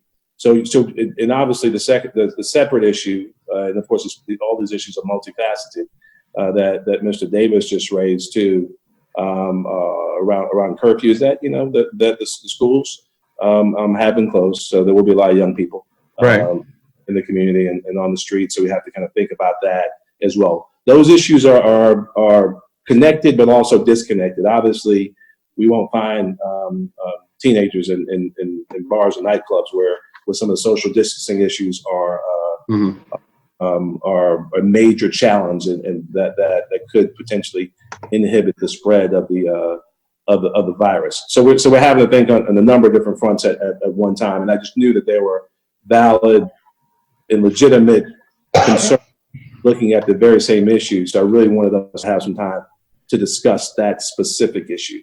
And I'm not gonna, we don't want to give everyone one bite of the apple. Everyone's gonna have a chance to talk again. Let me get Tamika first, Howard. Ms. Devine. Just a couple thoughts. You know, I don't have a problem with the curfew. I wonder if, because we've just done the state of emergency, we've just done kind of the asking the restaurants to make some additional things, whether or not we give it a couple of days to see if that kind of corrects itself a little bit before implementing a curfew. But I don't have heartburn over the curfew. I just wonder if we should wait. I guess my biggest concern, and Mayor, I shared this with you, I think I'm very supportive of the state of emergency and the way it's written. Adding the micro farmers markets and stuff, just what I see currently, the way Soda City is promoting their micro markets this weekend, I think it's contrary to what we're trying to encourage people to do, and that is not to be out. I just think the way it's being publicized is kind of like, oh, there's many Soda City markets all around the neighborhood, so ride your bike, walk over, and although it does say something about, you know, grab something and go, it's still, I don't know, it just doesn't seem like it is promoting people, just saying this is us making it easier for you to get fresh fruits and vegetables in your neighborhood instead of going to a market. It's kind of promoting the big Soda City, but other places. And that's my concern with adding that exception. And I think it's contrary to what we've been trying to tell people. I think right now, based on where we are, I think we're doing what we need to do to make sure that people feel like it's serious and they need to stay home. But, you know, when you have conflicting messages, people are saying, okay, I'll stay home, but this sounds fun in my neighborhood, let me go here. And I think it's easy that it's going to be more than 10 people congregating versus, you know, something better. So that's my biggest concern. I would say that where we are right now, if we don't do something quickly, based on all the, and we may get more information on our briefing tomorrow, our health briefing, but based on where we are now, the new case that obviously is been detected today, you know, right in the heart of downtown, I think that we need to start doing more to say we want people to shelter at home at least for the next 2 weeks. I don't have a problem with that. I agree. I'm serious. I still think we need to figure out a way. We're going to need some adults in the community to help us to interact with young people, to get them to understand the seriousness of what's going on and the potential impact, which is life lasting for some of them. And that's the biggest challenge. Howard's been patient. Will hadn't spoken yet. Just in order, we'll get Howard one more time, then Will, and then Ed. But let me say, as I understand it, and Teresa Knox knows in the room with you, Teresa Wilson, curfews can be age specific as well. I think right. We've done that before. Yeah. So obviously, again, those are two different. Trying to make sure we keep young people prayerfully at home at decent hours is one concern, Davis. But again, the separate issue, the epidemiological issue that Mr. Duval is talking about. Let's get Mr. Duval, Mr. Brennan, then Mr. McDowell in that order. Mr. Mayor, just one quick comment. All of us been watching a lot of news reports and comments about this virus, and the experts, including Dr. Fauci, says that you need to take actions at the local level that you think are extreme, because they will not be extreme enough to control this. And so things that we would not normally do, this is an opportunity for us to get out in front of the curve of this virus. And if we are a little bit too draconian, that's better than not being enough draconian. Thank you, Howard. Mr. Will? Mr. Mayor, I got a question. So we put these, I guess, aspects in place: 50% occupancy, 6 feet distancing, and a couple nights. I guess the focus is to observe to see if people are following these policies.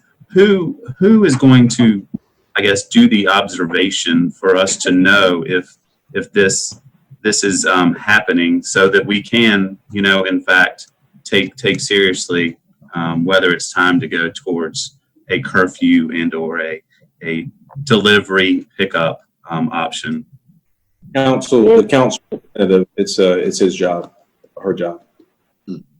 I'm just joking, Will. I was just kidding. I'm sorry, I didn't hear that. The council rep would have the responsibility. Oh, District 3, great. Okay, thanks. Mr. Mayor, Mr. Brennan, I didn't want to interrupt, but the police chief is here too for some comments whenever you all finish. I don't know if this is the appropriate time, as obviously they're going to be very involved. Let's get Mr. McClellan first, and then get the chief. Yes, sir. And then Mr. Reckerman. Okay. Go ahead, Ed. Yes, Mr. Mayor. It's clear to me that we need to do something very quickly. And I think being proactive in that stance is the necessary thing to do. What we're looking at is ordinance 031. And of course, this would give us at least some footing in terms of what's taking place in the city. Now, in reference to the ordinance, I support it, but I also support the possibility of, as this thing continues to expand within the city and within our community, giving the mayor at the appropriate time the opportunity to say, let's go under a curfew. Yeah, I support that. I don't have a problem with it. So, sorry, I'm out of order. I think I don't want to get two issues sort of embedded and encased in one thing. I think we've got this ordinance in front of us. I think the second thing is whether or not, how do we observe, how do we manage restaurants, how do we move to the curfew model? I think we could probably give the mayor not the opportunity, but the authority that when it encases and enlarges itself, that the mayor says it's time to do that. And I'd like TK to have some input on that. Let's a couple different issues floating. Certainly the youth curfew issue, which is separate and apart, but I think also important for a number of different reasons. Go back to Will's question about how to observe and enforce this. I do support if it's legal. Obviously, it's legal for me to declare a curfew, and the council, of course, will have to approve it. I assume if that can be preemptively done and proactively done, I would support that. I am curious, just again, as determine how we're going to run a railroad, Teresa, to get some frank input from Chief Holbrook as he and maybe Chief Jenkins as to enforcement, how would we observe? Because a lot of this will be anecdotal. You'll have good actors, just like any other issue.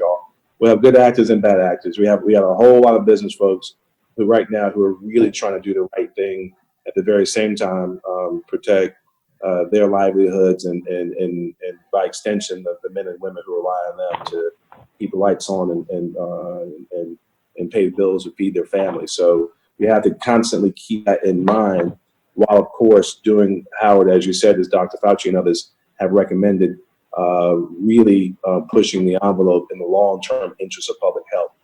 It's a heck of a balance. Yeah, good Lord. I'm glad. I'm being really frank, thankful he's given me this group of men and women to kind of make these decisions along with. But it's a blessing and a burden as we work through this. Any input from Skip, Aubrey, Teresa? They're both here. They both have input. Obviously, the fire marshals would be responsible for that observation from a capacity standpoint. But both are here and both have comments. Chief Holbrook. Mr. Mayor and Council, just a couple of things. Obviously, our concern would be enforcement of any such ordinance and putting the officers in, the positions to make, good common sense decisions. Obviously there's, basically three options. One is a warning with compliance, two would be non-compliance and a arrest citation, not a custodial situation, and then the third would be a custodial arrest. Obviously you would use common sense and discretion, but custodial arrest would be the worst option in my opinion, simply with the direction of Chief Justice Beatty. Basically any non-serious offense or an offense that does not have a public concern, they're going to release on their own recognizance. So they're going to beat the officers back to the street actually, because any contact we have or a transport occurs, we're doing decon procedures every single time. A couple of things too, this is probably legal speak, but using the term curfew is, in my opinion, is people-based, whereas restrictions are, directed toward places. And really, I think that's our issue, is establishments that are operating in a manner that is inconsistent with your all's desire to keep the public safe. Restricting hours would certainly help curtail that. That would be, an option. And as has already been discussed, restricting, the setup of an establishment. To me, it would be easier to enforce if it was place directed versus people directed. So, because, our agency, the fire department, code enforcement, we're used to going into establishments and we use the term dump it. Like if Aubrey's group, if his marshals would find it to be overcrowded, we would assist them with dumping the establishment. You could take it another step if we would find an establishment to be operating after the hours as directed by you all, we would dump it. We could cite the ownership or pursue our nuisance authority, based on that for down the road, punitive action. If it was not set up as designed by ordinance with the appropriate space between seating and people at the bar and stuff, not singling out bars, but just using this as an example. Again, we could, because they're not in compliance, we could dump it and not allow them to open back up. So I'm just thinking out loud in terms of enforcement. Sure. Enforcing places and establishment would be easier than individuals. Sure. Daniel? I just want to make sure that we get to that point that we need to clarify that, because some of the businesses I met with the other day is like, you can't do 50% and 6 feet. It doesn't work. So it needs to be one or the other because of the way the establishments are set up. So I think we've got to come up with a better way to handle that in those places. Because you can't do 6 feet here and then there. We're not instituting 6 feet in grocery stores. We're not instituting 6 feet other places, but trying to come to common ground to make sure that we allow bigger restaurants. It makes it much easier to do that, but it's become harder for some of the smaller ones that are the guys who are really trying to survive. My thought, Daniel, is that the social distancing requirement is more important than the capacity requirement. So that obviously still might pose a challenge for some, but I think 6 feet is probably more important than the capacity issue if we looked at some type of amendment. Okay.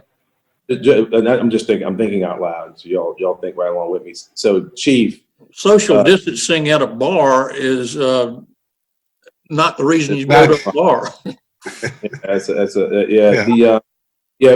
can get with that. I think Daniel was referencing restaurants primarily, but bars are really difficult. I agree. So back to the issues. Who's instituted curfew thus far? What's that? Who's instituted in South Carolina? I don't know who has in South Carolina.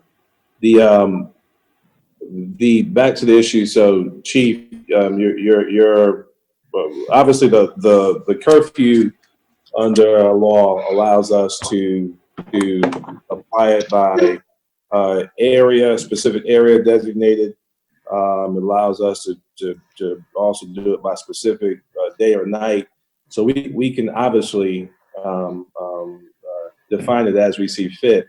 The goal would be, of course, to do in a way that speaks very directly to the public purpose that we're trying to address. So let's keep talking about it a little bit more. Did Aubrey have something to add to Teresa after Mr. Rickman? Daniel? Yes, sir. Curious, how will we, we've talked a lot about bars and restaurants. How will we handle neighborhood areas where people end up gathering in informal parties, hanging out in the street? Suddenly you got 20, 30, 40, 50, 60 people. Well, how will we handle that? Will be that part of fire and police as well? How will we make sure that we're looking at all segments of the population, all segments of the businesses? Because we got some one-off bars and restaurants too, hospitality areas. So I want to make sure that when we're looking at this, we're talking about a global picture, just singled out certain areas. Sure. Thank you. Teresa? Yeah, Chief Jenkins is here, Mayor. Yes, when you talk about the enforcement, the only enforcement we can do, it has to be commercial. So if you're talking about private parties and stuff like that, unless it's a nuisance, and I'm quite sure the police department will get involved with that. One thing that, we have to get enforcement, as I hear you talking, one thing that we can do is we can work with these restaurants to and help them to establish areas where they can, we can move some of the tables out there, move some of the chairs, or whatever they do. But one thing about a curfew, to be honest with you, it'll probably help us with the enforcement. Because, if we just set a limit, if we don't set a limit, if we don't set a curfew, then we're going to be out there all the time of night just watching. And that's going to really tax my people to be out there just watching. They try to enforce somebody where they're going to be over at 12 o'clock, they're going to be over at 1 o'clock. So it's really going to tax my people with the capacity. So I've already had one call from a bar person just asking me a question about, are y'all going to come out and strike tickets? That's not our goal. Our goal is to keep you safe. That's our main purpose. So I'm not going to echo what Chief Holbrook, because I think you said it well. So I'm just digressing. And I guess being that both of them, I know are going to operate and do whatever this council decides is best. They're going to operate accordingly. I guess with all of these measures, I would continue to, and I have to, because I'm constantly saying it to our employees every day, that it's really the overarching goal of what we're trying to do here, which goes back to, if this is indeed about trying to beat that bell curve that everyone keeps talking about, is it worth it for this immediate period of time? What gives me a little bit of pause, while I appreciate what both chiefs have said, is a curfew would establish a time. So the time would be set. This idea of going to dump out establishments, in my opinion, is putting, all due respect, you all and your officers in a precarious situation from the health standpoint that we're trying to prevent. So either it is or it isn't, is what I continue to say about all of these measures. It's what is the council trying to accomplish for the short term? It is painful. I understand that. But I don't know that makes much sense for you all to be in a situation where you're trying to enforce something that's not on the books, and then you are doing it by virtue of capacity and establishment, and then putting our people more at risk. That is all I would say about that. Well, hopefully, if we decide to establish a curfew, businesses will comply, and that's and exactly. the fire department. But if police you department- don't establish it, Mayor, they're not working from that. Yeah. It's more of what Skip was saying they can do, but they don't have any, there's no basis Yeah. for Yeah. people to comply. Yeah. All right. Other input on this. I think Teresa Knox, do you want to clarify? I think Reverend Teresa, you McDowell, got some thoughts? as far as if council is by today, the approval of the order, giving the mayor the ability to move forward when the time comes to establish the curfew, if they do it at all, they would still have to come back within 24 hours and ratify that. Council will still have to meet within 24 hours to ratify whatever the mayor puts in place. So It would still have to do so, right? So, So what we're saying is every bar, every gym, gymnasium, and everything would have to close at a certain based on what you're saying, no matter what the business is. typically what other jurisdictions has done is they've had a curfew and they list exemptions for certain things such as essential needs. Grocery stores have been exempted, pharmacies have been exempted, people getting back and forth to work. There's different things you can put exemptions in for. But as far as bars and restaurants, they're pretty much.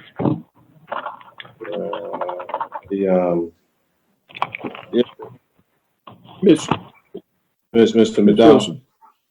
Yeah. Ed? Yeah, so what we're saying, I'm sorry. What we're saying then is if it, We lost you, Ed. You froze up there. You hear us? no, I'm not froze, I'm alive. You okay?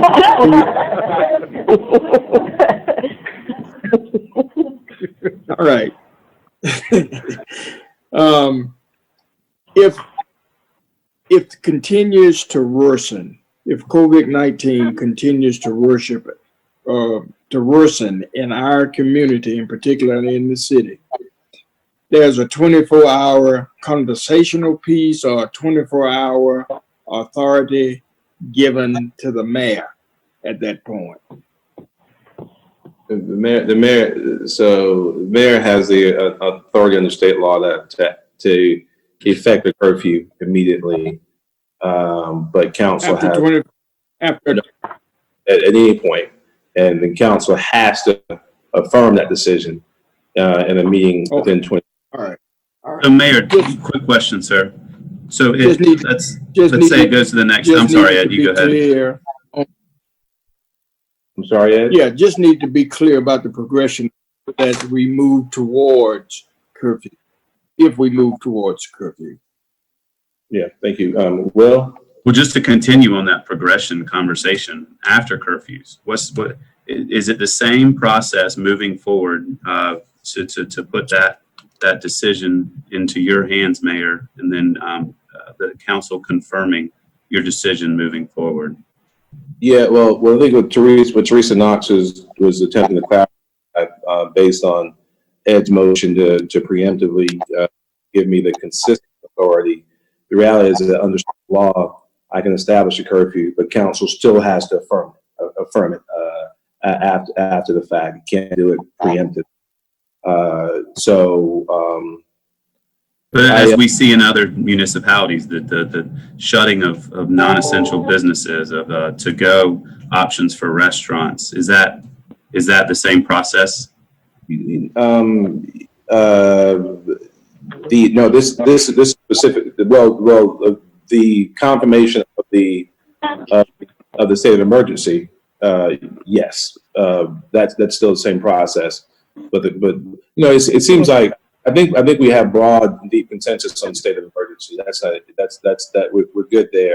The issues around the curfew, and the issues around the curfew, and probably just as I'm reading the body, is on two contexts. Obviously, the completely separate issue on keeping our babies off the street, our grown babies off the street, And then the second one is obviously as it affects the potential fiscal impact on bars, and less restaurants. So two separate concerns.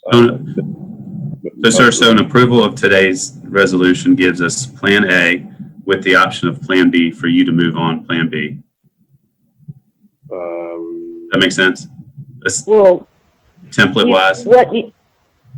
And Mr. Mayor and Council, I mean, you can do it right now. I mean, the mayor could make the decision now and you all could vote now.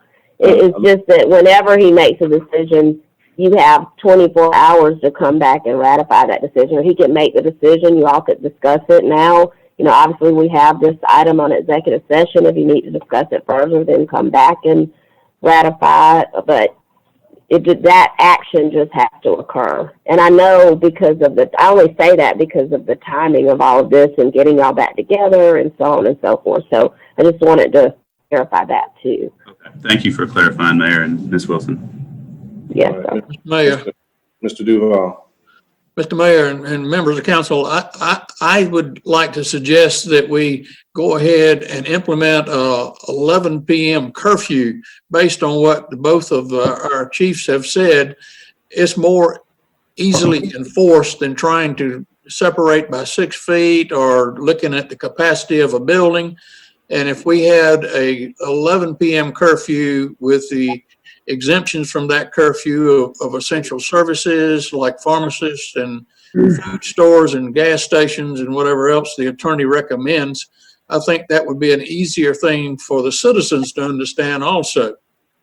I make a comment. I mean, every restaurant that I've talked to, everybody out there, they're going to do their hardest to be in compliance with what we do. They just want a chance to create some revenue and keep it going, because this thing could stretch on. And, you know, no offense, but, you know, I've heard a lot of people talk about closing everything down. Well, you know, those of us who own small businesses and understand what these folks are facing. And, you know, they're not getting a check from an association or a government or anybody else. They're having to earn it and cover it. And this thing, but and God willing, it does not. And I pray every day it doesn't get to elevate to the point that we get there for months and months of even weeks at this point. But this is a big deal. And I think that at this stage, we are not here to institute a curfew unless you want to do it for youth or something like that. I understand concerns. I think parents would understand those concerns. But, you know, I think limiting people's ability, we're already trying to reduce the amount of people going out at the same time. So dining hours need to stretch, things like that. There's just a lot of factors that we need to consider. And, you know, at this stage, I'm not there yet. Understand, Daniel. Understand. All right, Ms. Devine. I was just going to add, I guess the thing about the curfew time-wise, and I know it's mainly kind of what we've seen. I don't know what we've experienced in, you know, our local bars, but I've seen nationally, you know, it seems like the bars are overcrowded, especially, you know, over the weekend at night, and the younger folks are not taking this seriously. So I think there really is a need to address that. The only thing about saying a curfew, when regardless, we're trying to change the behavior no matter what time of day it is. So, you know, at the restaurants and different things. So I would like to see how the state of emergency put in effect yesterday goes with allowing our restaurants to self-regulate based on the folks who come in. But I do think that we don't need to give an extended period of time for them to be able to show that they're going to be responsible about it.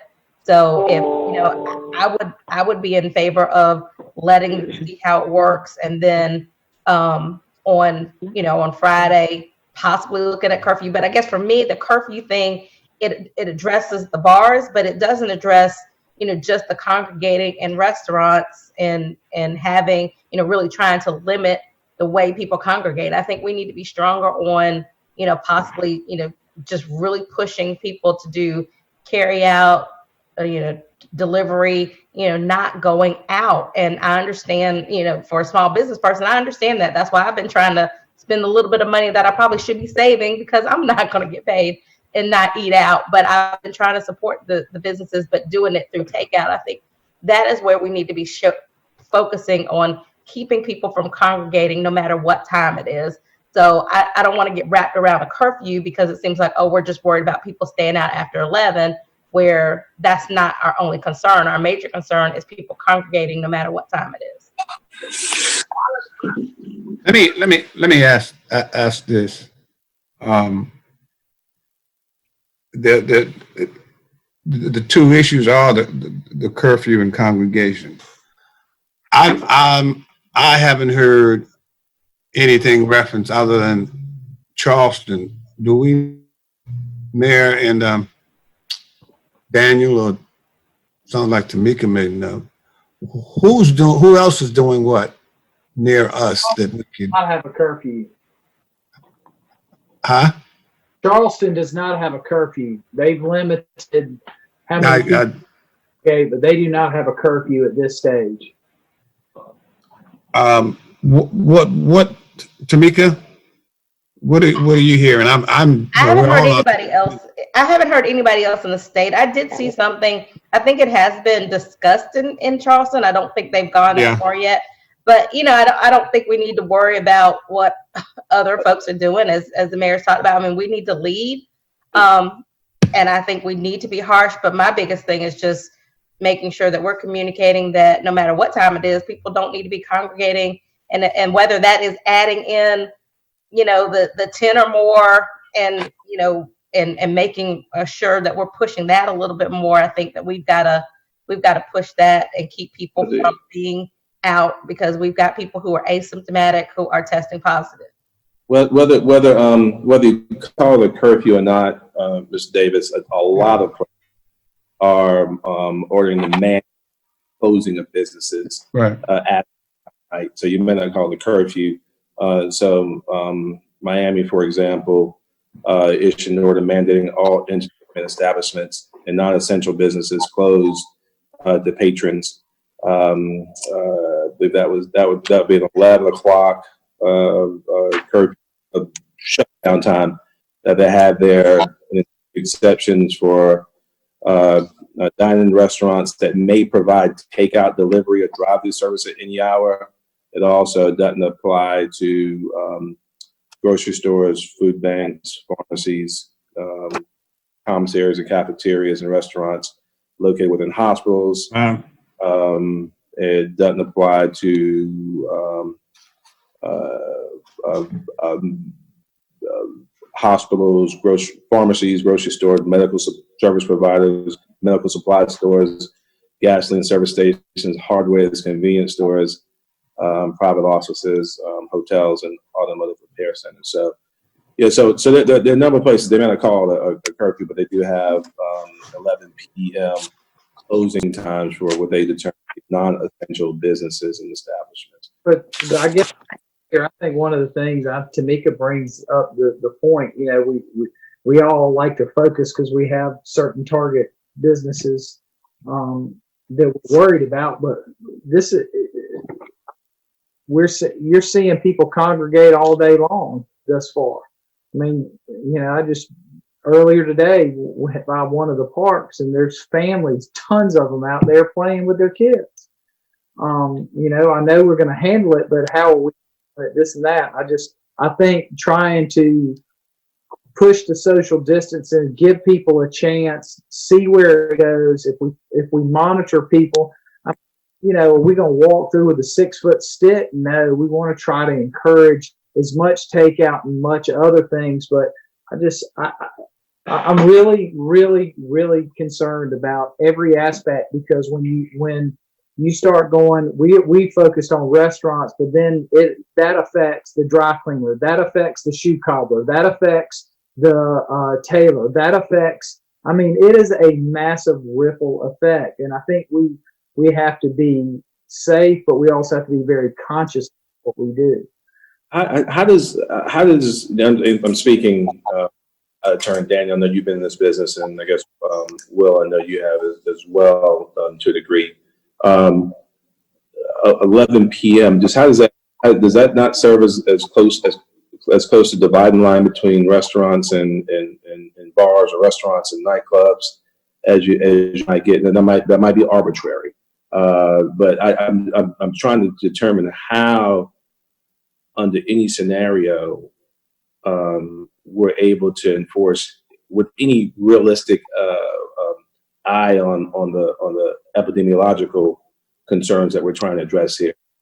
How do we enforce distancing in a bar and nightclub at all? I just don't know how we short of not having them open. I'm thinking out loud, and obviously in this. Yeah, I would try. You bring up a point, and some of that may be of moving furniture around. I mean, I think you had suggested no more than 6 people at a table, but so what do you enforce? No clustering of more than 6 people so it matches what you're doing.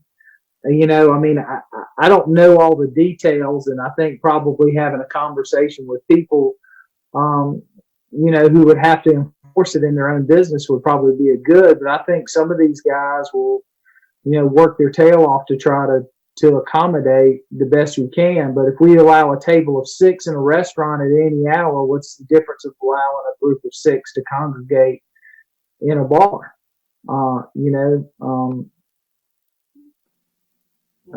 I guess it's that's a tough nut to crack there. Where do you draw the lines? Because I mean, if I hang out with 10 people in the grocery store, isn't that the same thing? Doesn't matter if I'm there 5 minutes or 2 hours. You're still interacting in a group setting. I had one of the owners say to me, there are 100 people working in Amazon on a pick line. Nobody's asking them to disband. So, I want us to be conscious of the effect and at the same time be safe. And it is not an easy issue. And I think everybody's, as I've said before, here just cares really about the city. I'm not sure we're there yet. I feel strongly we need to give opportunities and, stretch hours the best we can to encourage people. But I could be wrong.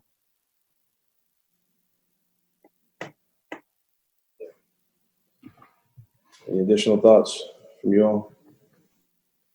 Mr. Duval has a motion on the floor. It's we'll still have time for more discussion period. I'm not sure it's been seconded yet. Can I make a comment, Mr. Mayor? Sure. Ordinance 2020-31. I agree with it. Let's move forward with restricting the occupancy to the 6 feet social status with the layer of discretion. But while we are observing, let's really promote through our economic development, social media outlets. What's next? What's next for restaurants? What's next for outlets? And that's, takeout and delivery. But I do want to see time, whether it's 1 day, 2 day, whatever that leash looks like, in your opinion, Mayor Benjamin, as you work with Chief Holbrook and Chief Jenkins, as we observe. But I'm ready to move forward with 2020-31. All right. Can we put in? Is that possible, Mr. Mayor, that we could put in what the next step would be if we move forward? And I think the public, the small businesses, would be to their advantage to know what our mindset is moving forward, because it will be fast, as we've all seen. Yeah. What is that trigger that causes us to go to takeout only and et cetera? Because that will certainly affect a lot of people, and some people may not be able to survive it, and God willing they will. But I think them knowing what the next trigger point is, and just like a zoning, you got to know what you got. If you're trying to build, you need to know what it is, and if the trigger point is that we get cases and this and that. I kept hearing, Tamika, you mentioned something. We have a case in Richland County. We have a case a block away from where I'm at Yeah. right now, from Washington Square.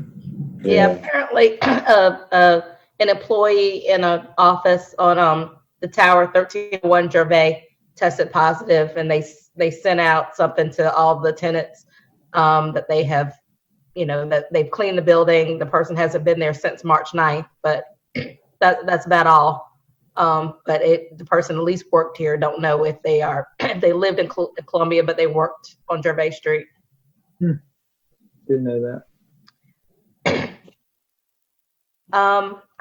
I think to answer Daniel's question, I think it's hard to say. I mean, again, we're going to have a health briefing tomorrow. There might be some information that is going to be very important to us to hear that we may decide we need to do something else based on, what we hear from the medical professionals. It may be, by Friday, if we have a lot more cases, we may decide there's something else. So I think it's hard to communicate with people what's the trigger. It could be no fault of the businesses. They could be doing everything that we ask, but we may see that even what we've asked so far is not drastic enough, as Howard talked about. So, I think that we have to reserve the right to be able to implement something different, but, being able to at least make this start. And then, like Will said, continue to push out the right information, the right messages about, self-isolating, staying home, sheltering in place, whatever we want to call it. But we need to continue to push that out as much as possible and encourage people, and then see if that works. Yeah, we could always come back and modify, but we'll move forward with what we know now and what we're trying to accomplish. My point is that if we don't take decisive action now, it's going to be too late. And the other thing is confuses the public. If we take a little bite of the apple today, come back 2 days from now and take another little bite at the apple. If we make a decision now that needs to be made, instead of putting it off for 2 or 3 days, the public will understand that. I will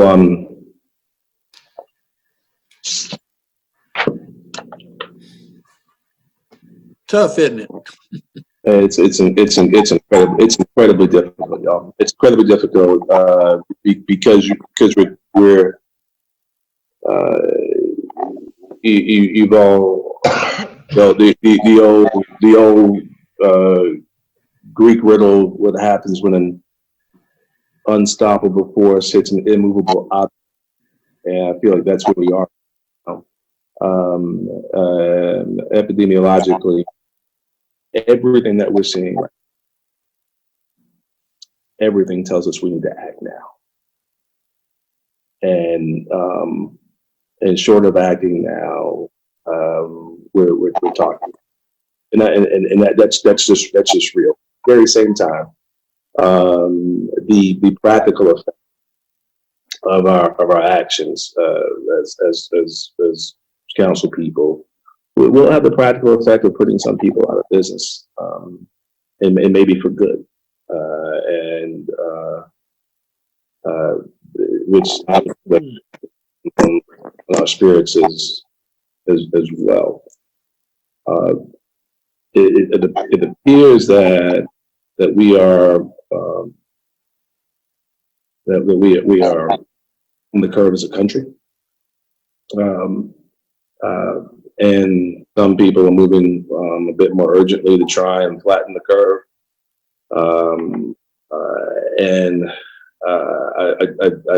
I agree with Howard in that I fear that incrementalism right now is the perfect being the enemy of. I don't know if we have to go the Northern California route and try to shelter in place. I don't think we're there yet. I'm not sure the law gives us that authority. I do think that we probably need to do all that we can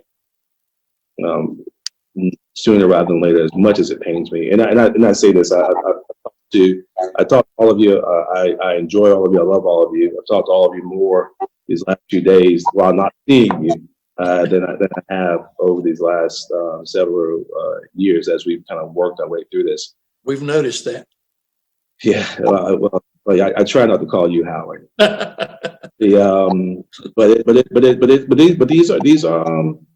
we I mean, the nation is clear. We haven't even, it seems like 100 years or 102 years ago when we dealt with Spanish flu, there was not the amount of transparent discussion and discourse that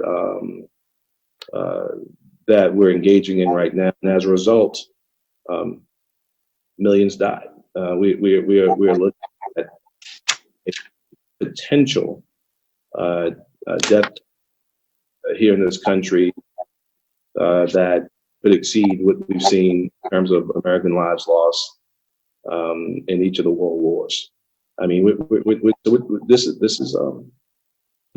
huge, and this is huge, and it weighs on the spirit. You know, we all get the question. We've all served as public officials, some longer than others, but when you get the question about what keeps you up at night,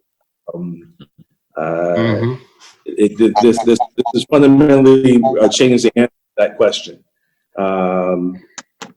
Every single scenario with the data literally changing sometimes by the second keeps me up at night. And I think it's imperative. Mr. Mayor. Later, we got another decision. We got something changing about it. We're just getting some information. I know the governor is about to, if he's not already, going. I think he's already speaking. Not sure, but we're hearing it may have to do with something in this regard. Well, I was about to say that, like, the governor is going to speak, and are we sure that he's not going to be doing some of these restrictions?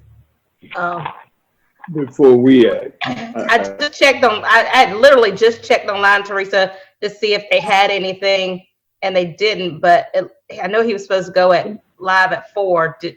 He's live now. He's already speaking, is my understanding. Of course, I'm not hearing it. Staff is monitoring. Can they tell us what they saw? What is he saying? Well, some are getting some text messages about bars and restaurants, they think, but we don't have that confirmed. Steve, check your phone. Well, I will say that would be a good thing because what we need is Will, you have something, right? So not Knox, for here. You so want Knox, so Knox White is closing all dining areas and restaurants. Requiring Greenville to offer curbside and drive-through only.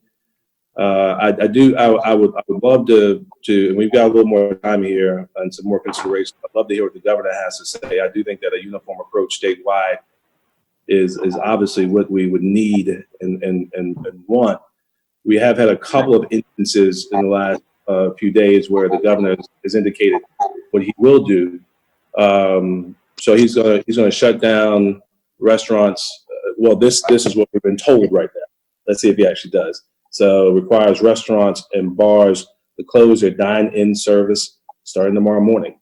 Yeah, so take out only if it's important enough to require restaurants and bars to close dine-in service tomorrow. Then I guess moot our issue or not as relates. I think it still does. Yeah, I think it moots our issue because if they don't have dine-in, then people can't be in there congregating. Well, then the larger issue around curfew, we've been addressing it right now as it relates to bars and or nightclubs.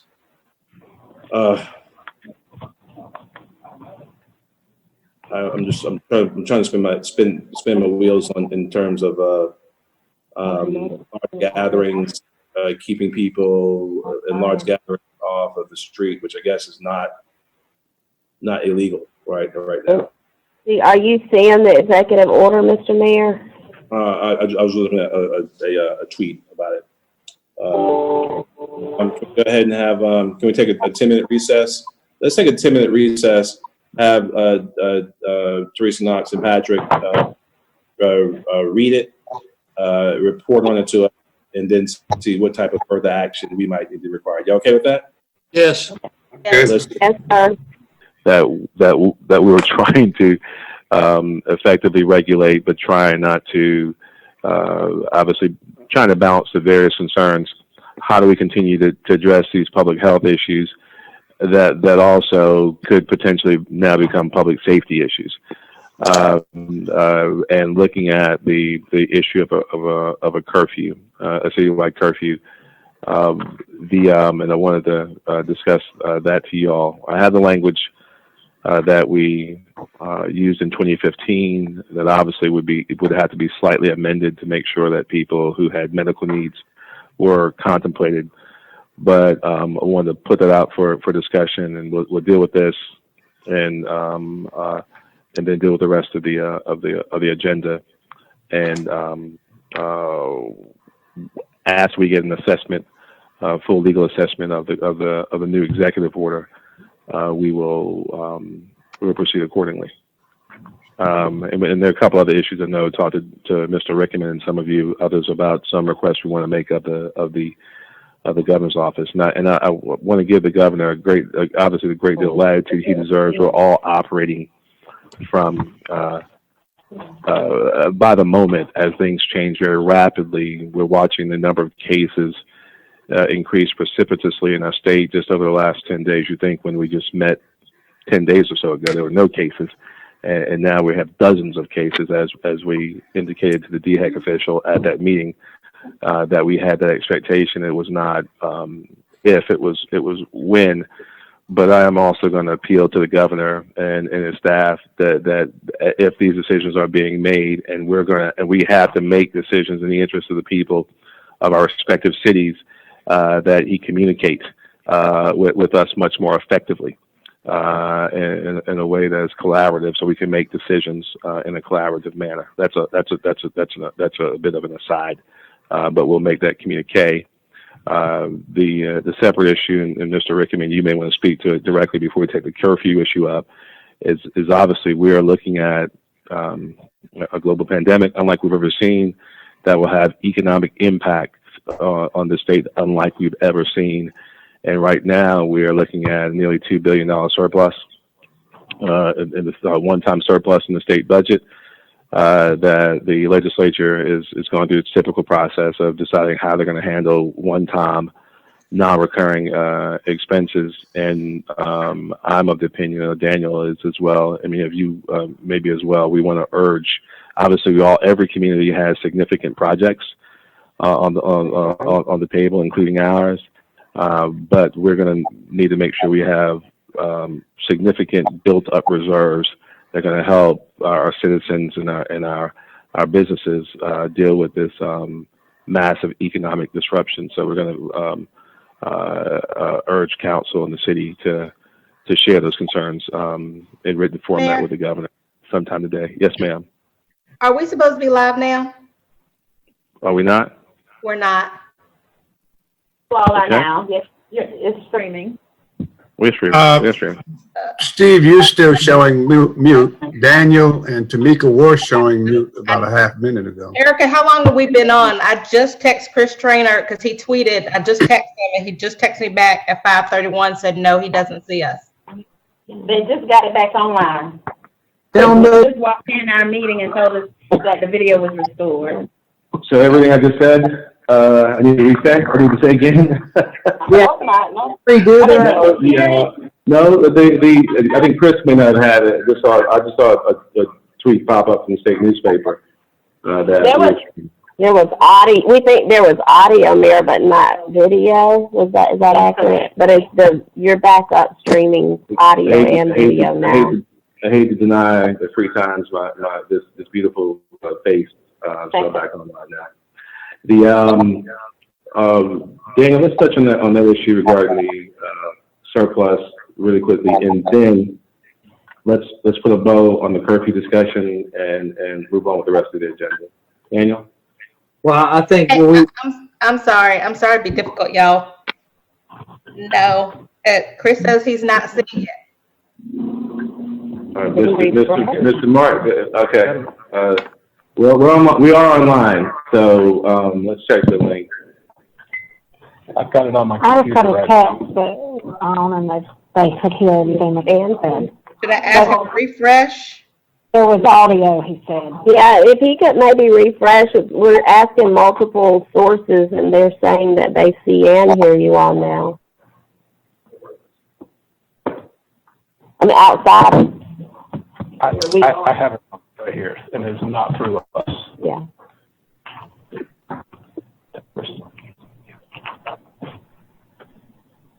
Mr. Rickerman?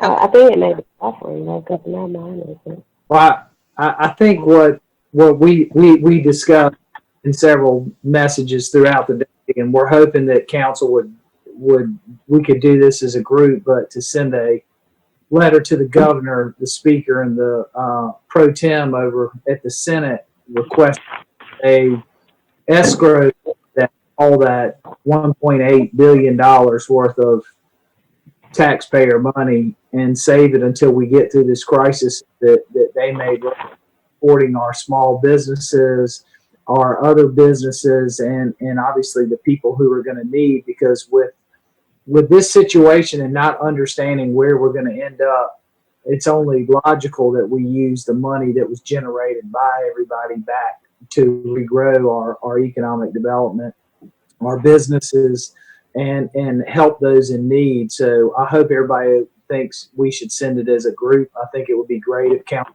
did it as a group, as a request, because that would benefit the state.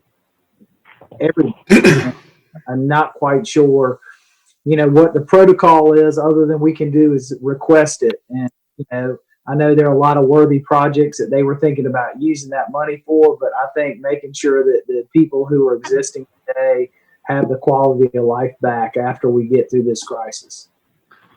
I would second that. All right. There's consensus, but let's go ahead and we'll craft the wording.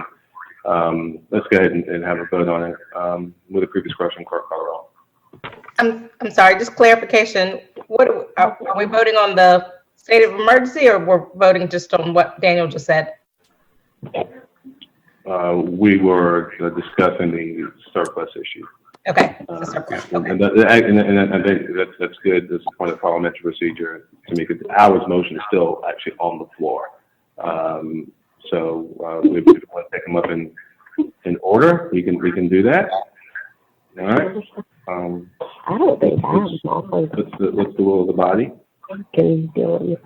So so can you clarify then what will be included in our for the record then? If we're doing if there's going to be a curfew or a time frame, can we discuss what that actually entails? Who will be affected and what will happen with that, just so that we're all clear? So this Sure. clear. Let's thank you, Daniel. We're gonna step back for a second to take up all the pressing issues in order of priority. We're gonna go back to Mr. Duval's motion. I second your motion, Mr. Duval. Let's discuss it. Let's discuss it. We need to confirm the state of emergency. I do believe the time is important for us to establish a citywide curfew. The issue regarding public health concerns, combined with the fact that schools are out, we're going to have a lot of young people on the streets. We want to make sure we deal with the epidemiological issues as well as public safety issues in a very efficient way. I think it's a tool that the chiefs will need to make sure we maintain public health and public safety. So the curfew 17 and under, is the curfew for 17 and under? The curfew for who does the curfew That's discussion. That's what we have to determine. The curfew that we considered in 2015 applied to everyone, Daniel. And we need to discuss it. In 2015, the curfew was 6 to 6, actually. I was thinking more so something along the lines of 11 p.m. to 7 a.m. But we need to discourage people from being out and about. We discourage large house parties, parties that serve in lieu of being in a bar or club. What the governor is trying to encourage and prevent. Encourage folks to social distance and at the very best to stay home. So the argument would be in the interest of an applicable a curfew that applies to everyone, 11 p.m. to 7 a.m. Let's have more discussion. Mr. Brennan? I'm sorry, Mr. Rickman and then Mr. Brennan. No, I was just going to say, I think you got construction workers are still working, people in the street. So would it make sense to if you're going to instill something that it's 6 a.m. Or 6:30 a.m. because I think people are already going to be out the door before then. Yeah. So I think that's fair. So actually, why don't we shoot for 11 p.m. to 6 a.m. with exemptions.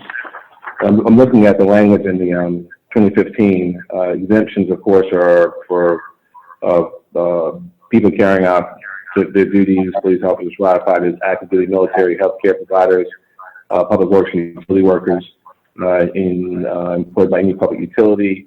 Obviously, people seeking medical care, emergencies, and I dare say anyone going to or from work, if indeed that is the case. I mean, are we applying it to all citizens? Is that your approach? Yeah, all citizens. 11 to 6. If we, I will tell you, I'm encouraged with seeing some more. I look. The devil's in the details. I look forward to doing a deep dive into the executive order. We've been urging the governor to step up. It looks like he may be doing so. So we want to continue to encourage the activity. And again, we'll communicate to him that we must have much more aggressive communication to us, with an understanding that things are changing very rapidly. We've got the folks who have to implement these measures on the ground have to be engaged in what his thought-making process is. Mr. Brennan? Just Mayor and Ms. Wilson, just a quick summary of what the governor decided when it came to the restaurants and bars. I'm not sure I got the complete report. Well, unless it's, and I can check my inbox and encourage you all to check yours as well as a hard copy. If this is an executive order that's been drafted, make sure legal counsel. I'm sure they're regularly checking the website. Check my official inbox. Mr. Brennan. Let's see. I do not have it yet. Yeah, legal's here with me, and they don't have it yet either. And that's exactly what I'm expressing. Will, if there's an order that is drafted, then the government is going to articulate it to the people of South Carolina. We should have the order, and it should have it post haste as we're making these discussions. But I guess my question, it pretty much states that there's no reason people should be out. Yeah, absolutely, okay. Absolutely. Yeah. Just want to make it clear. Other than takeout restaurants should still not be an issue or a problem, but we're talking about late night activity where some of the social distancing concerns are okay. Still perfect. Thank you. So we're shutting down. Reinforces. What's that, Daniel? Shut down Waffle House. They got to go now. They'll figure it out. They're pretty serious. So the ordinance is drafted regarding the state of emergency is before you with the language, Madam Clerk, as I articulated regarding a curfew added.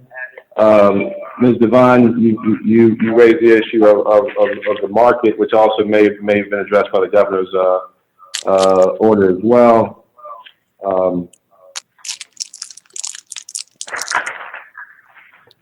Do you want to speak to that a little bit more or no? I mean, I don't have anything additional to say. I could excuse me, support the confirming the state of emergency as is, but if we're including the exception that to allow the market, then I'm not comfortable with that. All right. So be it. Then we will not. Are we ready for a motion, Mr. Mayor? Yes, sir. I think Howard is still on the floor. I think you and Tamika, the trained parliamentarians, we got the approval of 2020-31 ed. I think with the language regarding curfew added to it. Mr. Mayor, Yes, sir. I think Howard suggested 10. Howard, are you okay with 11?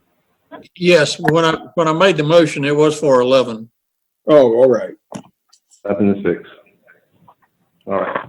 And we, just for clarification, Mr. Mayor, Ms. Devine, there was no language in the state of emergency ordinance regarding the market. Yeah, understanding. Yeah, I propose amending it to include them. And she raised a concern. Yeah, so I'm going to withdraw it. Okay. It gives me great concern, the same as articulated by all of us, but it would be inconsistent with the governor's executive order and what we're trying to do here. We're all taking extraordinary measures. Let's do this and save lives. I move the previous question. All right. We move the previous question. Clerk call roll. So when would this? Mr. Brennan? I think that's a great question, Daniel. My thought would be either you guys tell me. I think tomorrow evening probably. Tomorrow night. Tomorrow night, the 18th, allowing for effective communication to the public. For how long are we going to give an increment? The order is drafted as a 61 day enactment. Obviously, it gives us leave to come back and revisit that at any time. And I saw that a glance to staff, Teresa, they can execute. I feel good about it. I'm sorry? Nothing. Well, 61 days, Daniel. Starts effective tomorrow night. I'm sorry, how many days? 61, as articulated in the ordinance. The ordinance, Do y'all determined by issue. well, we can or if things look better, then we have the ability to shorten the time, but it automatically expires on the 61st day after enactment.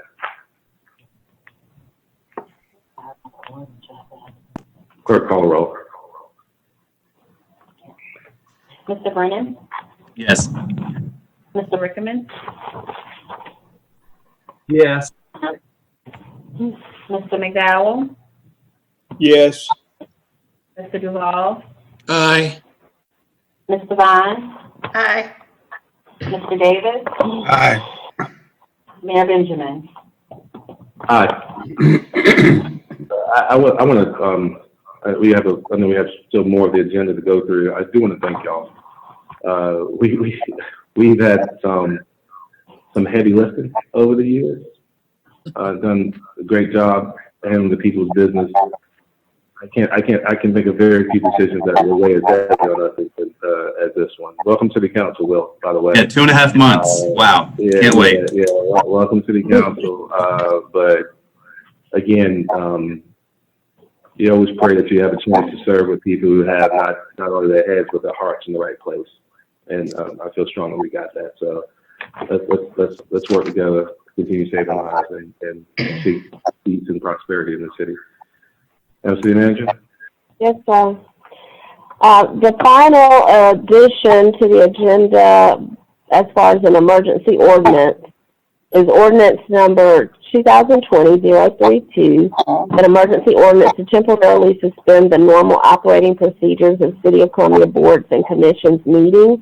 And we do have Ms. Hampton here if you need any explanation of this suggested ordinance. Obviously, we could suspend for April, but I think Crystal's thoughts were to also put into place their ability to suspend their operating procedures in order to do remote meetings like you're doing, et cetera. So it will allow them to do the same thing, right? It will allow them to continue conducting business. And obviously, you know, they're quick studies just like we are most of the time, so they can get up to speed and making sure we're still getting the business done, right? And we can think of ways in which citizens can actively participate in this process as well. If there's a remote computer somewhere in which people can plead their cases, that's my larger concern. How do proponents and opponents participate in the decision-making process? We had a chance, obviously, to capture public comment before this meeting, and I'm going to make sure I reference some of that before we close for the day. But as long as if we go to this format for our land use boards, we have to make sure that process can be a bit more adversarial at times. We have to make sure that it's properly set up so people can express their support or lack thereof for different items. But absolutely. Anybody have questions for Krista on this item? Ms. Hanson, rather.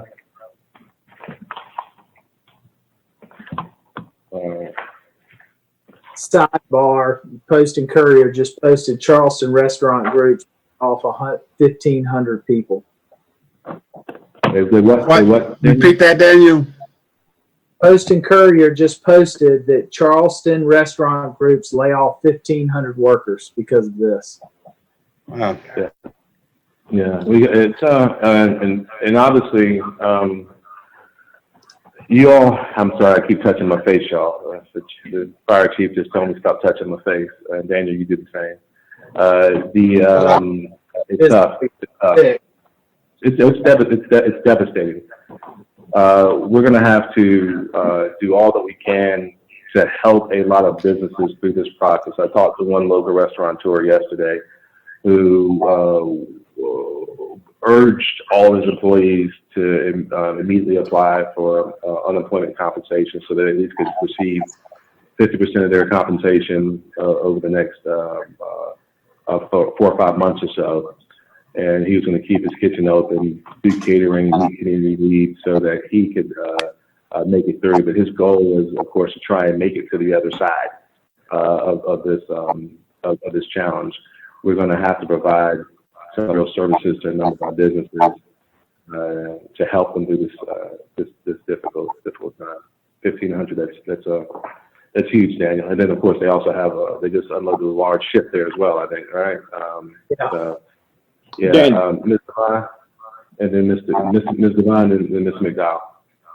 I was just going to say, and I mean, I think it breaks our heart to hear that. And restaurants will be hit hard. A lot of our other small businesses will be hit hard as well. So, I mean, this is not going to be easy and comfortable for anybody. I know that we've all kind of individually talked about what we can do, locally. And I think we need to continue to talk and explore those options. I know the president talked today about, the stimulus package. So hopefully that will be big and bold, as he mentioned. But I think we just got to continue to think of ways to address the collective economic impact this is going to have on our community, but it's gonna get tough. And I mean, I think that we've got to realize that there's only so much we can do, but what we can do, we need to step up and be creative. Thank you. Mr. McDowell and Mr. Davis. Well, I didn't hear a part of what Daniel said. It sort of skipped in and out. Daniel, would you repeat that again? I just said that the Post and Courier just posted that the restaurant groups who all closed basically laid off 1,500 workers. You said 1,500? Yes. All right, thank you. Mr. Davis. Just kind of maybe piggyback on Tamika's point, because one of the things I was doing yesterday was trying to get a feel from those just 6 businesses I talked with about, things should happen. What would they do, or what would they be planning? I would assume that if you look at Charleston, that is a recognized group, and here in Columbia, it may be that the restaurants and other businesses is impacted, and would probably be talking amongst themselves of how they can help one another, help employees or help soothe the impact on the business in general.